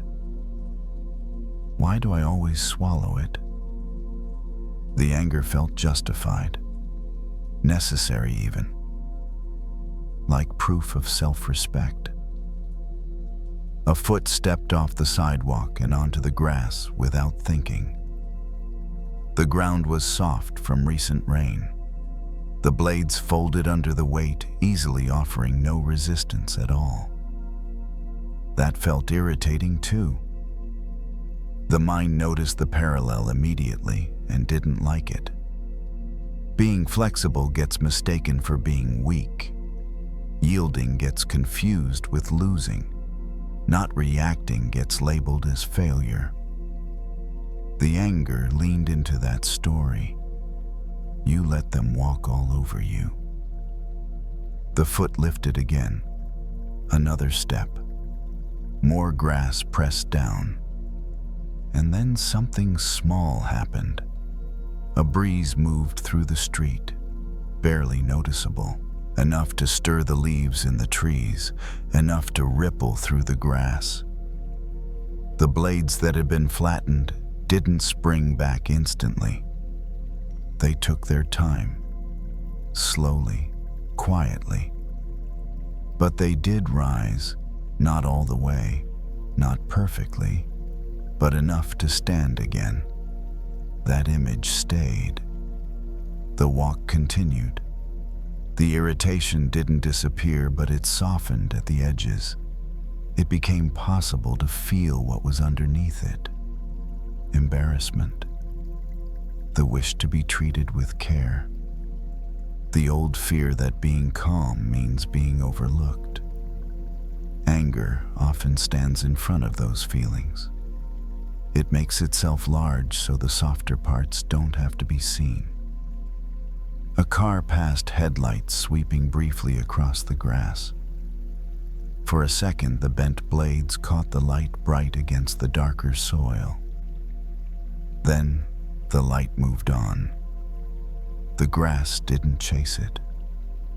There was a memory of another time years ago when anger had been expressed loudly, when words had been sharp and precise, when the response had been immediate silence. It had felt like winning for about 5 minutes. Later, there had been distance, awkwardness, a relationship that never quite returned to its earlier ease. The anger from today wanted a similar release. A sharp message, a pointed comment next time, a line drawn in permanent ink. But the image of the grass lingered. Grass doesn't grow by fighting the foot. It grows by staying rooted, by bending when needed, by using pressure as information, not instruction. That didn't mean letting harm continue. It didn't mean accepting disrespect. It just meant recognizing that immediate retaliation isn't the only form of strength. The walk slowed even more. The steps became deliberate. The breath matched the pace. The irritation loosened enough to notice something else: fatigue. Not just physical, but emotional. The tiredness that comes from bracing all the time. Anger requires effort. It keeps the system alert, ready to defend. Yielding when chosen consciously can be restful. Another step onto the grass, another bend, another slow return. The thought came quietly. What if I don't have to harden to survive this? It wasn't a conclusion, just a question. The house came into view.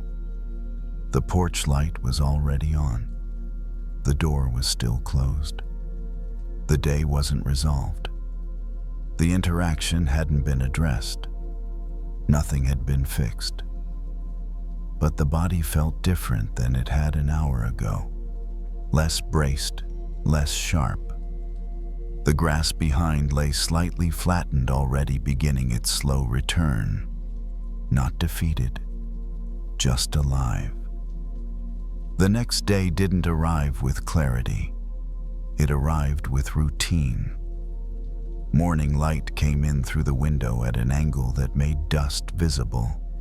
Coffee brewed, shoes were tied, the body moved through familiar motions while the mind stayed half a step behind. The memory of yesterday's interaction was still there, but it felt different now. Less sharp, less demanding. Like something that could be looked at without flinching. Later, it happened again. Not the same person, not the same words, just a similar tone, slightly dismissive, slightly rushed. The kind of tone that suggests your presence is an inconvenience. The familiar surge rose up. This time it was noticed earlier, before the shoulders tightened, before the jaw set. The body remembered the grass. There was a moment, small, almost invisible, where a choice appeared. Not between fighting and surrendering, but between reacting and responding. The words came out calmly. Not soft, not apologetic, just clear, short, measured. Nothing dramatic happened. The other person paused, adjusted, moved on. No apology, no acknowledgement. Just a subtle shift in the air, like pressure changing slightly. That surprised the anger. It had expected a battle or a collapse. Instead, there was neither. Later, walking again, the path passed the same strip of grass. More footprints now, more bending, more quiet recovery. It became clearer then that being like grass didn't mean allowing harm. It meant staying rooted while adapting. It meant choosing flexibility without losing direction. Anger often insists that strength must be loud to be real. But loud strength burns quickly. It needs constant fuel. The strength of the grass doesn't exhaust itself proving anything. There was relief in that realization, a subtle one. The kind that doesn't announce itself but stays. The irritation from the day didn't need to be carried home. It didn't need to be rehearsed or sharpened. It could be set down. That night the body felt less braced. Sleep came without replay. The grass outside continued its quiet work, not because it was weak, but because it knew how to live.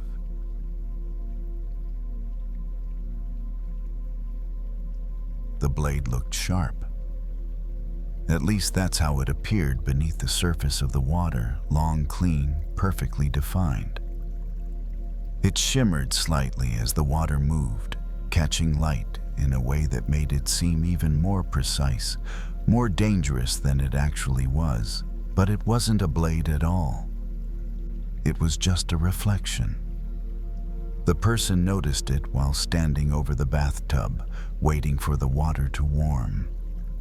Steam curled slowly upward, softening the edges of the room. The light above the mirror was dim, more yellow than white, turning everything gentler than it would be during the day. The reflection wavered as a drop of water fell from the faucet. The blade bent, fractured, then reformed. Still sharp, still convincing. There was a familiar feeling in the chest, tight, alert. The kind of reaction that happens before thought, as if something dangerous had just appeared. Then the person smiled quietly, almost embarrassed. It wasn't real. That realization came easily here, because the eyes could see it clearly. The mind didn't need to argue. The danger dissolved the moment it was recognized as a trick of light and water. Not all illusions were so easy. Earlier in the evening, there had been a thought, just one, that had landed hard. A memory of something said long ago. A sentence replayed with perfect clarity. Each word sharp, each tone precise. The mind had carried it around like a weapon, turning it over, feeling its edge. That thought had cut deep, or at least it felt like it had. The body had reacted the same way it always did. Shoulders tightened, jaw set, breath shortened. The nervous system didn't pause to ask whether the danger was real. It only knew the sensation of threat. Standing there now, watching the false blade ripple in the water, something clicked. Thoughts can feel sharp without being able to cut. The water continued to move. The reflection shimmered again, dramatic and convincing. If you didn't know better, you might flinch. You might pull your hand back. You might treat the illusion like a real threat. The mind often does exactly that. It treats imagined harm like physical danger. It responds to words, memories, and predictions as if they could wound the present moment. It braces. It prepares. It tightens around the idea of being hurt again. The person reached a hand into the tub, disturbing the surface. The reflection shattered instantly, breaking into harmless fragments of light. No resistance, no injury, just water responding to touch.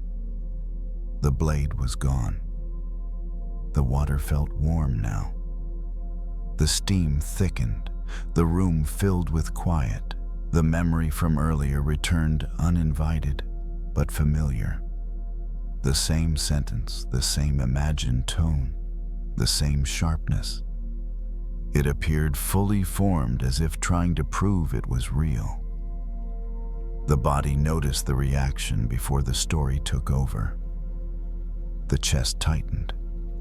The stomach clenched slightly. The breath caught. There it is again.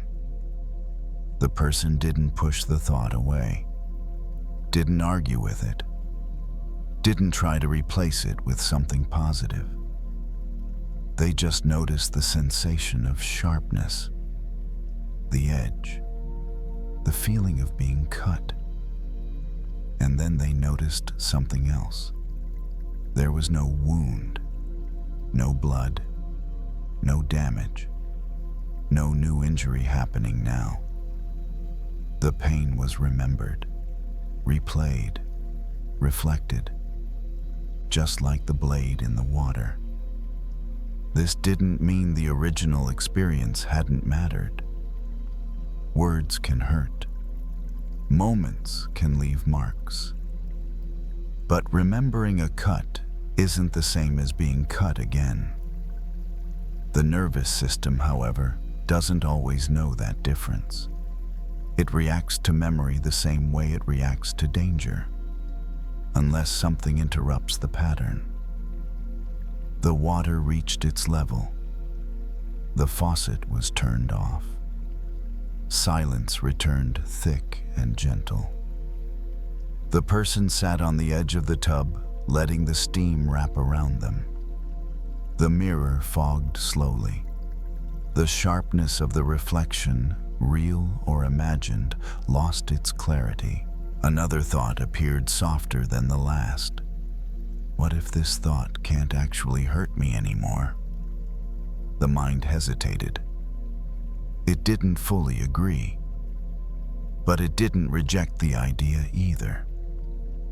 The body exhaled long and slow without instruction. The shoulders dropped. The jaw unclenched. The thought remained, but its edge dulled, like a sword underwater. Still visible, still shaped like danger, but unable to leave a scar. The person watched the water settle the surface, smoothing itself without effort. The illusion did not return. And for the first time that evening, the memory loosened its grip, not because it had been defeated, but because it had been seen for what it was. A reflection, not a blade. The water settled into stillness. Steam continued to rise, but the surface itself grew calm, smooth enough to reflect the light again. This time, though, there was no blade. Just a soft shimmer, vague and harmless. The illusion had lost its shape. The person stayed seated on the edge of the tub, longer than necessary, hands resting loosely on their knees. The warmth reached the skin, seeped into muscle, loosened places that had been tight without being noticed. The room felt smaller in a good way, contained safe ordinary. The memory returned again, as memories do. Same words, same voice, same moment in time. But something was different now. The thought arrived without the same jolt. The body noticed it registered a faint echo of tension, then realized there was nothing to brace against. No impact followed. No new pain landed. It felt like holding a prop sword on a stage set, convincing from a distance, weightless up close. This was subtle work, easy to miss. The mind liked clearer victories, sharper conclusions. But this shift didn't announce itself. It happened quietly in the space between noticing and reacting. The person leaned back slightly, letting the palms press into the cool porcelain. The contrast with the warm air was grounding. Real. Present. Not a memory. Thoughts continued to pass through awareness, some sharp, some dull, some barely formed. But they moved differently now. They came and went, instead of circling like ripples, spreading out instead of cutting in. There was an understanding forming, not as an idea, but as a felt truth. Thoughts don't wound on their own. They only hurt when they're mistaken for weapons. The mind had spent years treating certain memories like blades, dangerous, loaded, capable of causing harm just by appearing. It had learned to flinch, to tighten, to defend. Those reactions had once made sense. They had protected something tender. But protection can turn into habit, and habit can outlive the danger it was built for. The person thought of all the times they'd replayed old moments, sharpening them with attention, adding meaning, adding weight. Each replay had remembered the pain, but forgotten the context, forgotten that the moment was over, forgotten that the cut had already healed.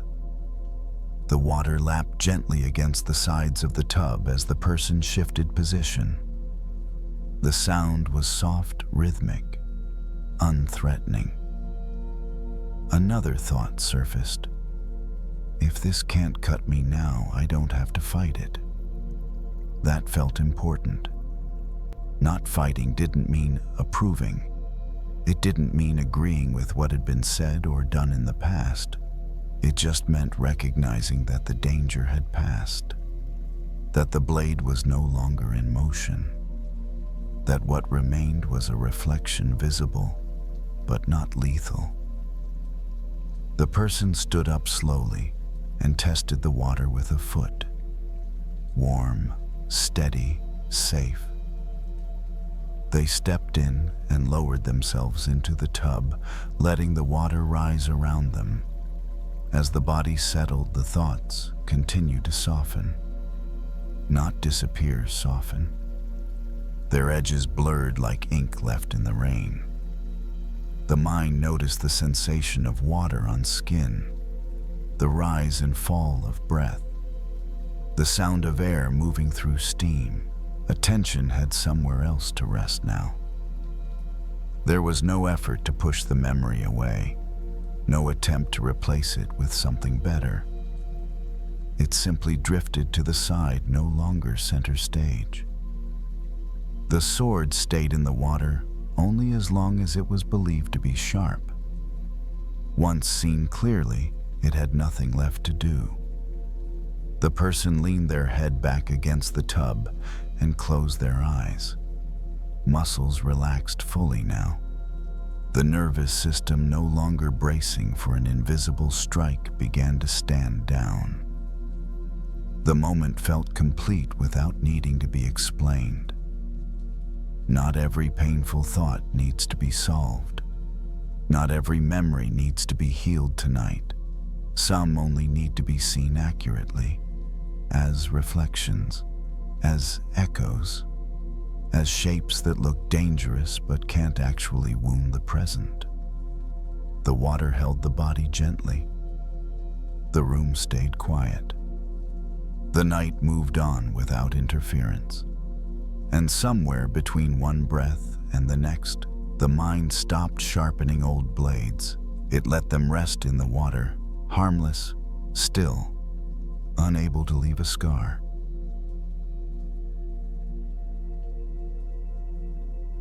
They noticed it while walking along the water. Not the scenery, not the light, just the feeling under their feet, the uneven ground. Small stones shifting slightly with each step, never quite settling where you expect them to. The path followed the edge of a quiet pond, the kind tucked behind apartment buildings or office parks. Nothing dramatic. No signs pointing it out. Just water trees and a thin strip of land people used when they wanted to think without being interrupted. They walked slowly, hands loose at their sides, letting the rhythm of their steps match the sounds around them. Water lapped gently against the bank. Somewhere nearby, a bird moved through the brush, then went still again. It had been a long few years. Not long in the way that comes with constant crisis, but long in the way that comes with pressure that never quite lifts. Responsibilities stacking, expectations accumulating. Moments where they told themselves to push through just a little longer. They had learned how to be tough. Not loud tough, quiet tough. The kind that doesn't complain, the kind that absorbs impact and keeps going. The kind that people admire without realizing what it costs. At first, that strength felt like armor. It protected them, helped them survive, gave them something solid to lean on when things felt uncertain. But over time, the armor hardened. They found themselves reacting faster, less patient, less flexible. Certain things rubbed them the wrong way more easily than before. Small frustrations lingered longer than they used to. They hadn't become bitter. They had become rigid. They stopped near the water and crouched down, resting their forearms on their knees. The surface of the pond reflected the sky in broken pieces, rippling with every small movement. Along the edge, stones of all shapes and sizes lined the bank. One caught their eye. A small pebble, light gray, smooth to the touch.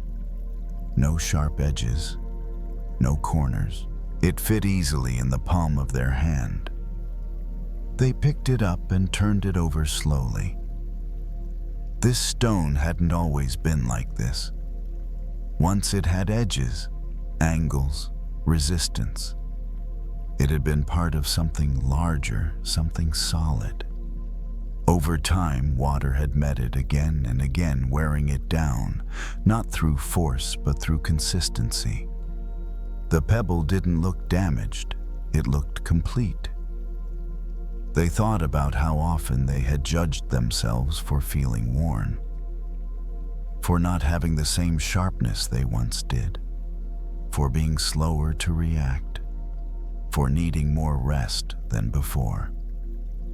They'd told themselves they were losing something. But holding the pebble now, they wondered if that was true. What if what I'm losing is what no longer serves me? They rolled the pebble between their fingers.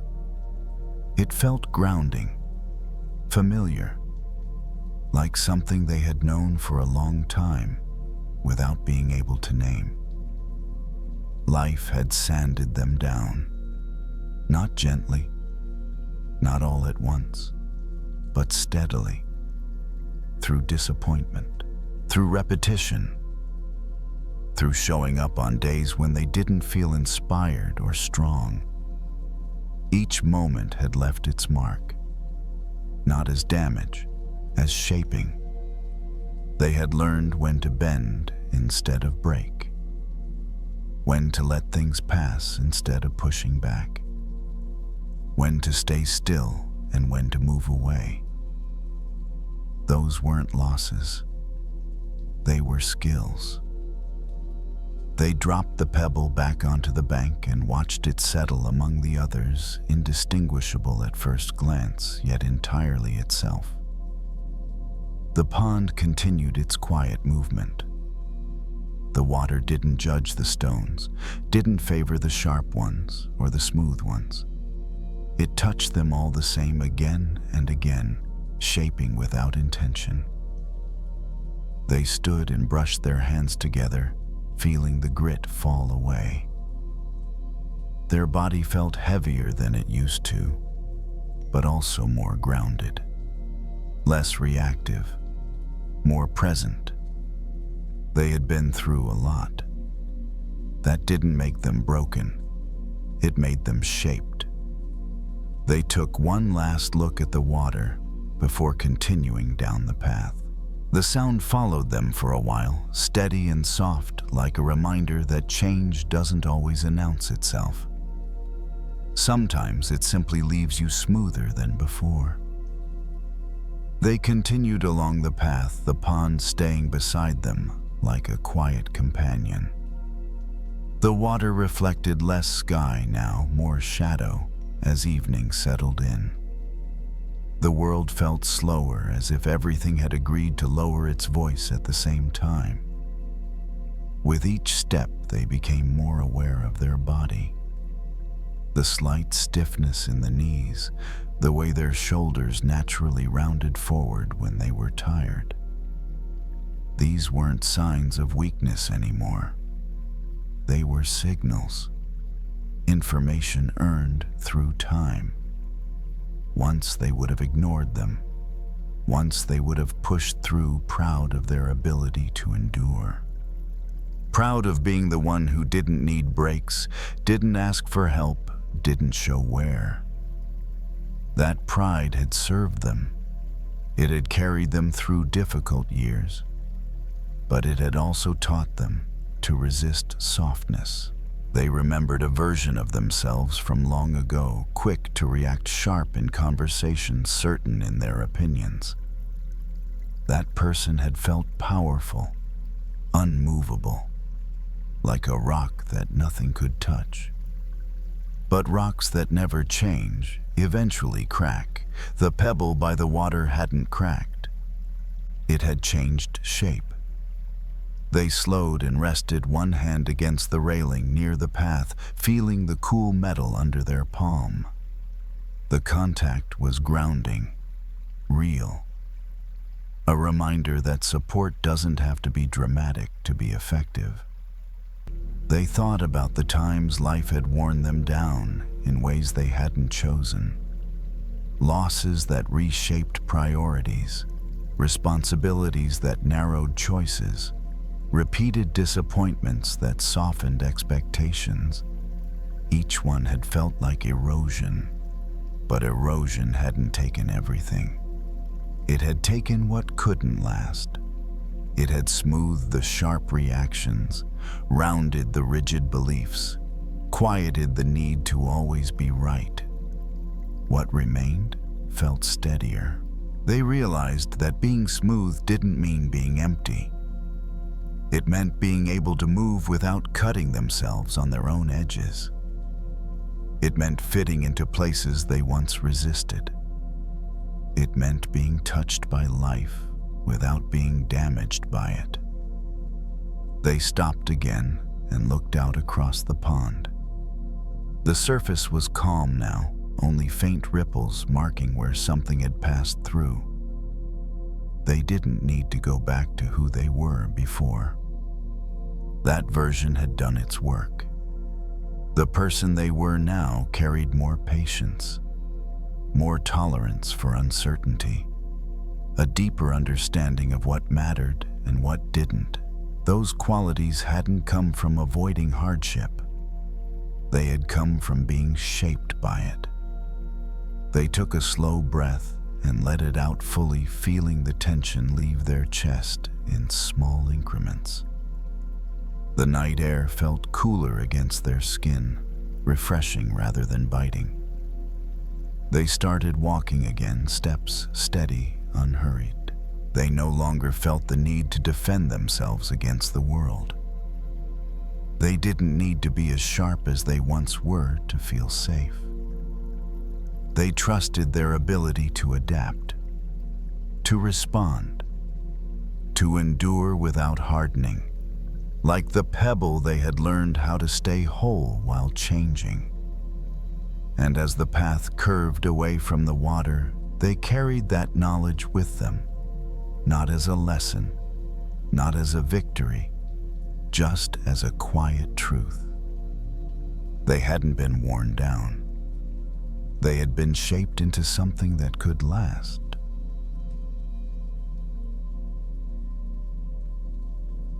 It started with a turn that felt right at the time.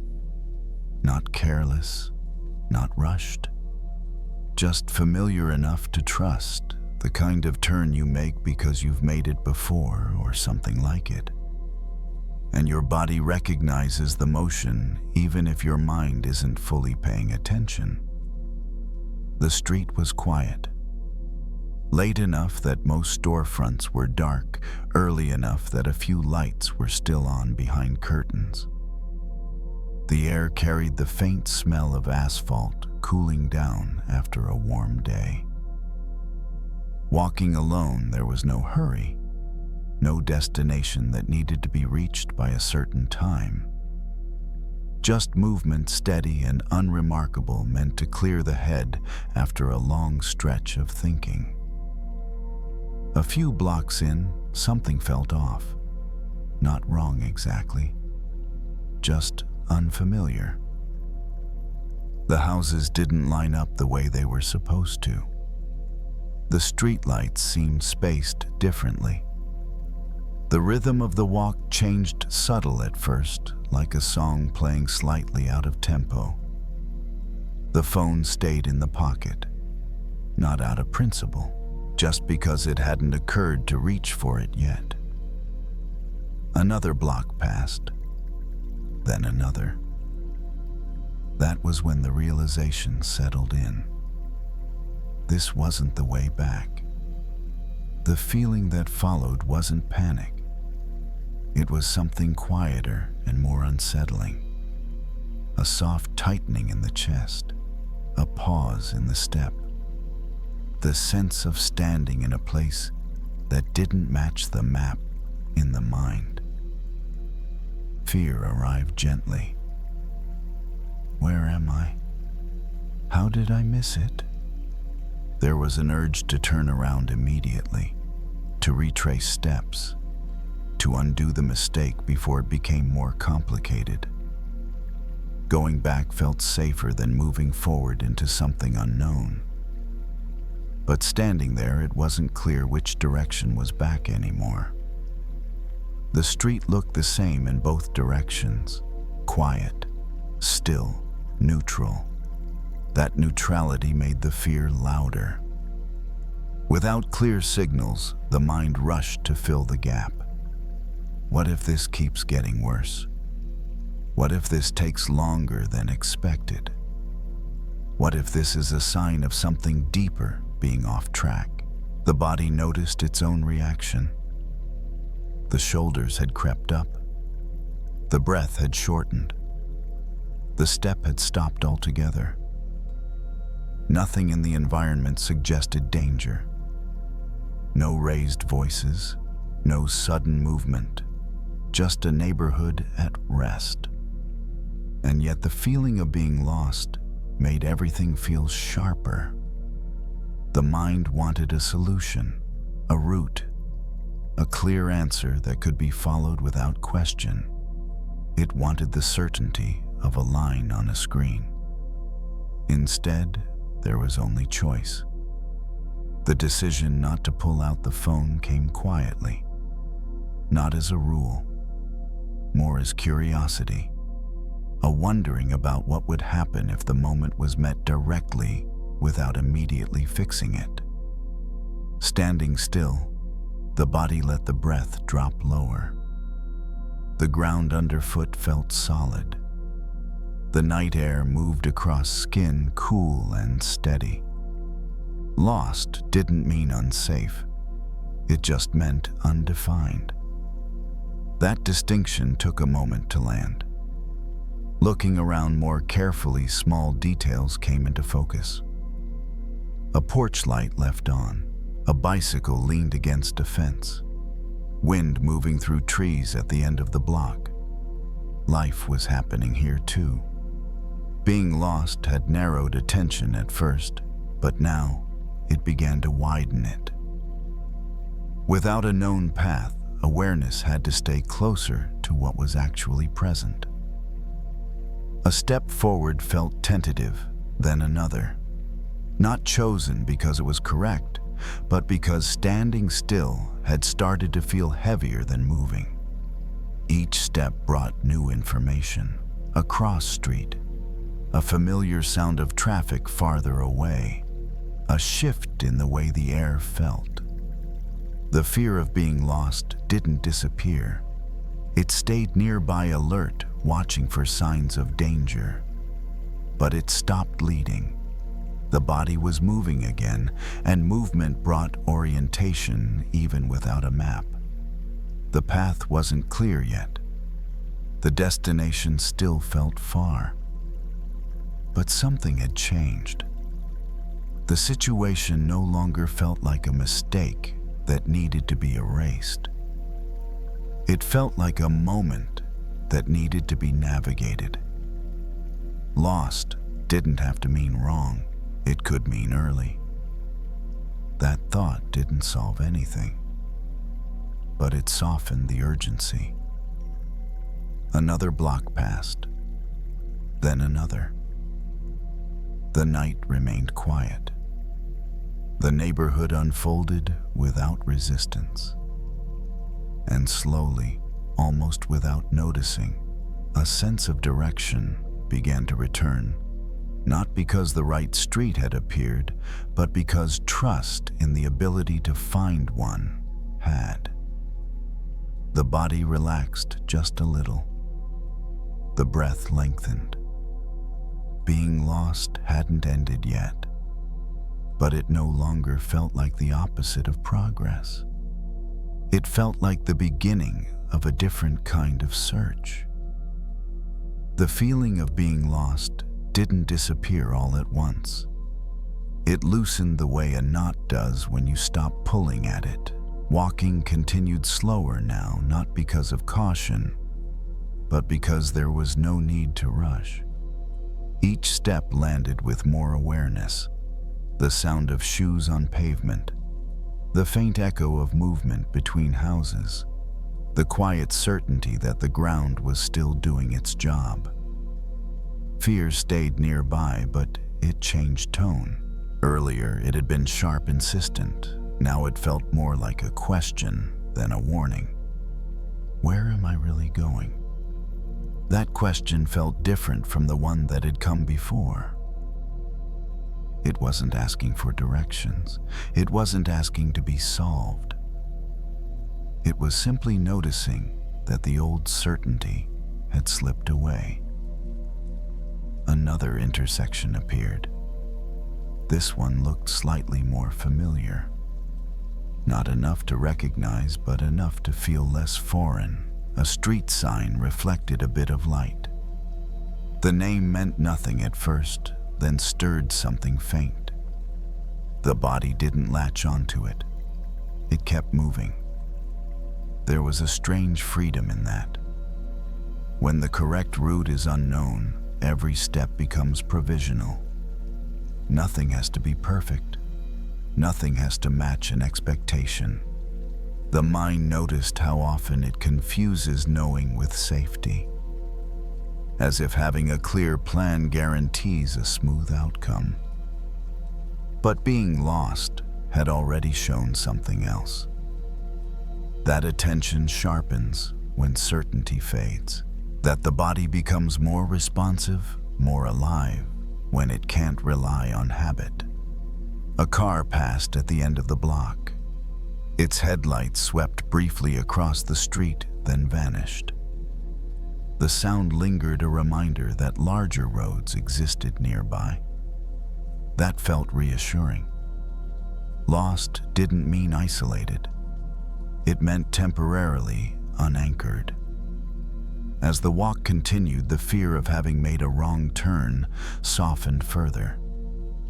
There was no evidence of danger, no indication that this path was a mistake. It was simply unfamiliar.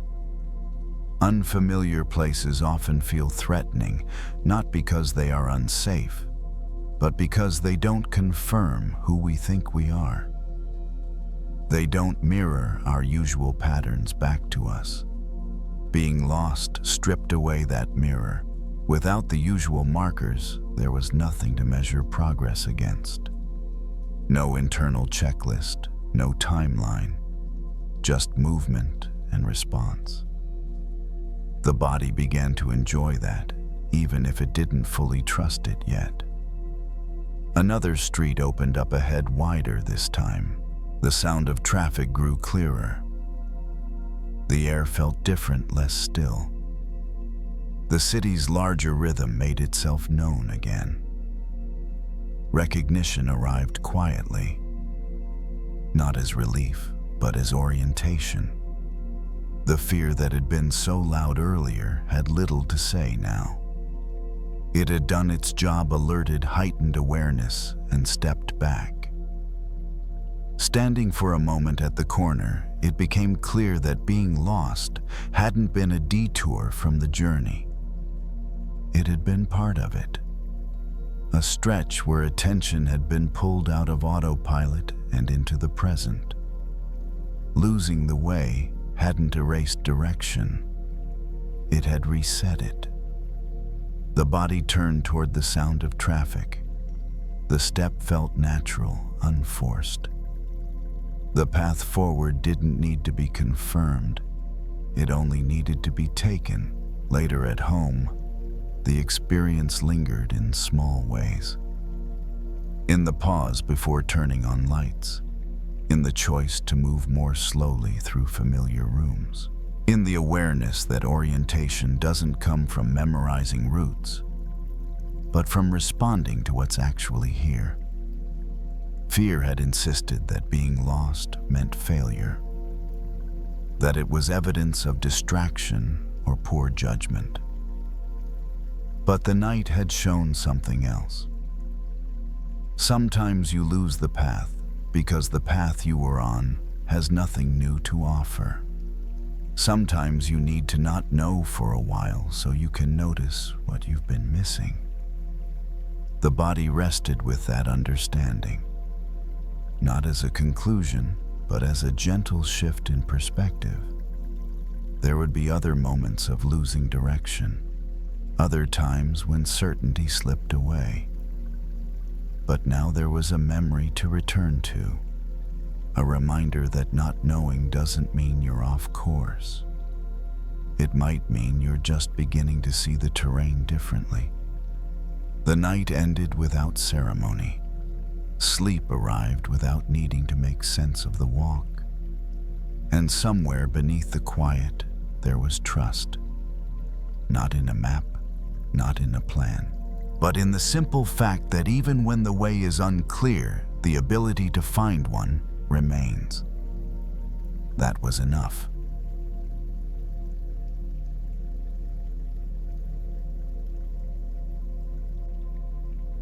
It's easy to believe the problem is out there. A person, a comment, a situation that shouldn't have happened the way it did. Something visible, concrete, easy to point at. That belief had been carrying a lot of weight lately. The room was quiet, lit only by the glow of a desk lamp. Papers were spread out untouched. A laptop sat open but idle, the screen dimming as minutes passed without input. Nothing was actively wrong in that moment. And yet the body felt tense, alert, like it was waiting for another hit. The anger had been justified earlier. A disagreement. A misunderstanding that felt one-sided. A moment where being calm had felt like losing. That was the story, at least. Sitting there now, the mind replayed the exchange again, but something felt off. The heat that had been there earlier wasn't aimed anywhere specific anymore. It just hovered. The enemy was nowhere in the room, and yet the body stayed braced. The jaw was tight, the breath shallow. One foot tapped against the floor without realizing it. Anger often claims to be a response, but sometimes it keeps going long after the stimulus has left. The mind searched for something to blame. It brought up faces, phrases, imagined conversations. But none of them fully explained why the chest still felt tight. There was a pause, not intentional, just a gap where the usual replay didn't quite start. In that pause, a strange realization slipped in. The argument was over. The person wasn't here. The situation had passed. But the anger hadn't gotten the message. It was like fighting someone who had already left the building. The thought was unsettling. Because if the enemy wasn't present anymore, then what was being defended against? The chair creaked as weight shifted. The lamp hummed faintly. Ordinary sounds. Safe sounds. The body didn't respond to them as safe. That's when it became clearer the tension wasn't about the other person anymore. It was about the state the body had learned to stay in. Anger can turn into a habit, not a feeling that comes and goes, but a posture, a readiness, a stance that says, stay sharp. Don't relax. You might need this. The mind resisted that idea immediately. I'm not angry, I'm just aware. I'm not holding on to anything, I'm just prepared. Prepared for what? The room offered no answer. The invisible enemy had no face, no voice, no clear demands. It was just there, shaping the body's reactions without asking permission. There was a memory of another time when anger had been clearly directed. Years ago. A confrontation that had felt necessary. The outcome hadn't been great, but at least it had been clear who was on the other side. This was different. This anger didn't need a person. It fed on anticipation, on the belief that something might happen again. The laptop screen went dark completely. The room dimmed further. The lamp became the main source of light. The body finally noticed how tired it felt. Not tired from doing too much, but tired from staying ready. Anger as defense takes energy. It keeps the nervous system in a constant state of readiness. Over time, that readiness becomes exhausting. The thought came quietly. What if the enemy I'm fighting isn't them anymore? It didn't feel like a revelation. It felt like an admission. The tension in the body wasn't protecting anything at this point. It wasn't preventing harm. It was just continuing itself. Like a guard who never got the signal that the threat was gone. The breath slowed slightly. Not by effort, by recognition. If the enemy was no longer external, then fighting harder wouldn't help. The real struggle was internal now. The mind didn't like that. It wanted something tangible, something to push against. But the room stayed still, silent, unthreatening. The invisible enemy didn't move either. It just waited. The room didn't change. The light stayed the same. The desk stayed cluttered. The silence stayed quiet. What changed was attention. For the first time that evening, the focus shifted away from the story and toward the body itself. The tight jaw, the lifted shoulders, the way the breath seemed to stop halfway in, as if waiting for permission to finish. Nothing was happening. That was the strange part. No new message, no footsteps outside, no raised voices, no incoming threat. And yet the body was still acting as if something needed to be defended. That's when it became undeniable the anger was no longer reacting. It was running on its own, like a machine left on after the room emptied. The mind tried to argue. Staying alert is smart, relaxing is how you get hurt again. But the body didn't feel smart, it felt tired. There was a memory of setting down a heavy bag after carrying it for too long. That brief moment when the arms feel oddly light, almost unsteady, unsure what to do without the weight. That's what this felt like, standing at the edge of putting something down without knowing how. The invisible enemy had been useful once. It had helped draw boundaries. It had given energy when something felt unfair. It had protected dignity in moments that mattered.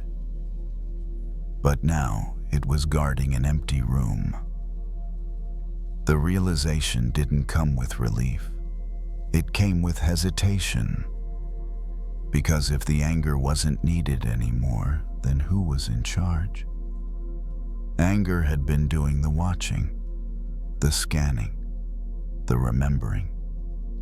Letting it go felt like stepping away from the post. The breath deepened slightly, then stopped again, then continued. It wasn't about forcing calm. It was about noticing how much effort had been going into staying tense. The laptop was closed, not with frustration, just gently. The click sounded final in a way that didn't feel dramatic. The chair was pushed back. Standing up felt unfamiliar, like the body was relearning a posture that didn't involve bracing. There was a brief moment of fear then, quiet but clear. If I stop being angry, what happens if it happens again? The answer didn't come from the mind. It came from the body's experience. Then I'll respond then. Anger had been living in the future, rehearsing a defense for something that wasn't happening right now. Forgiveness in this moment didn't mean excusing anyone. It meant releasing the body from a job it no longer needed to do. The shoulders dropped slightly. The jaw loosened. Not all at once, not completely, just enough to notice the difference. It became clear that the real enemy hadn't been the person from earlier, or the words that were said, or the situation that sparked everything. The real enemy had been the belief that the anger needed to stay awake forever. That belief had been shaping nights, coloring thoughts, stealing rest. And it didn't have to. The room felt different now. Not safer, just quieter, less charged. The invisible enemy didn't fight back. It didn't protest. It simply faded when it wasn't given attention. Not gone, just not in control. The body moved toward the window. Outside, the streetlight cast a soft pool of light on the sidewalk. Empty. Still. Nothing to defend against. The breath found a slower rhythm. The mind wandered without grabbing onto anything sharp. This wasn't victory. It wasn't peace. It was truce. A temporary ceasefire with a part of the self that had been working too hard for too long. The night continued without instruction, without vigilance, and for the first time in a while, there was no enemy to face. Just a body learning how to stand down.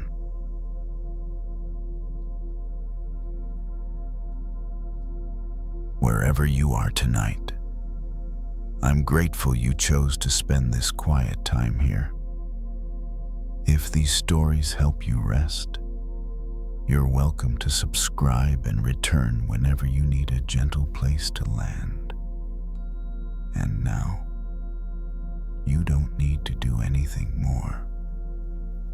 Let the night hold what you can't carry. And if sleep comes, Let it come.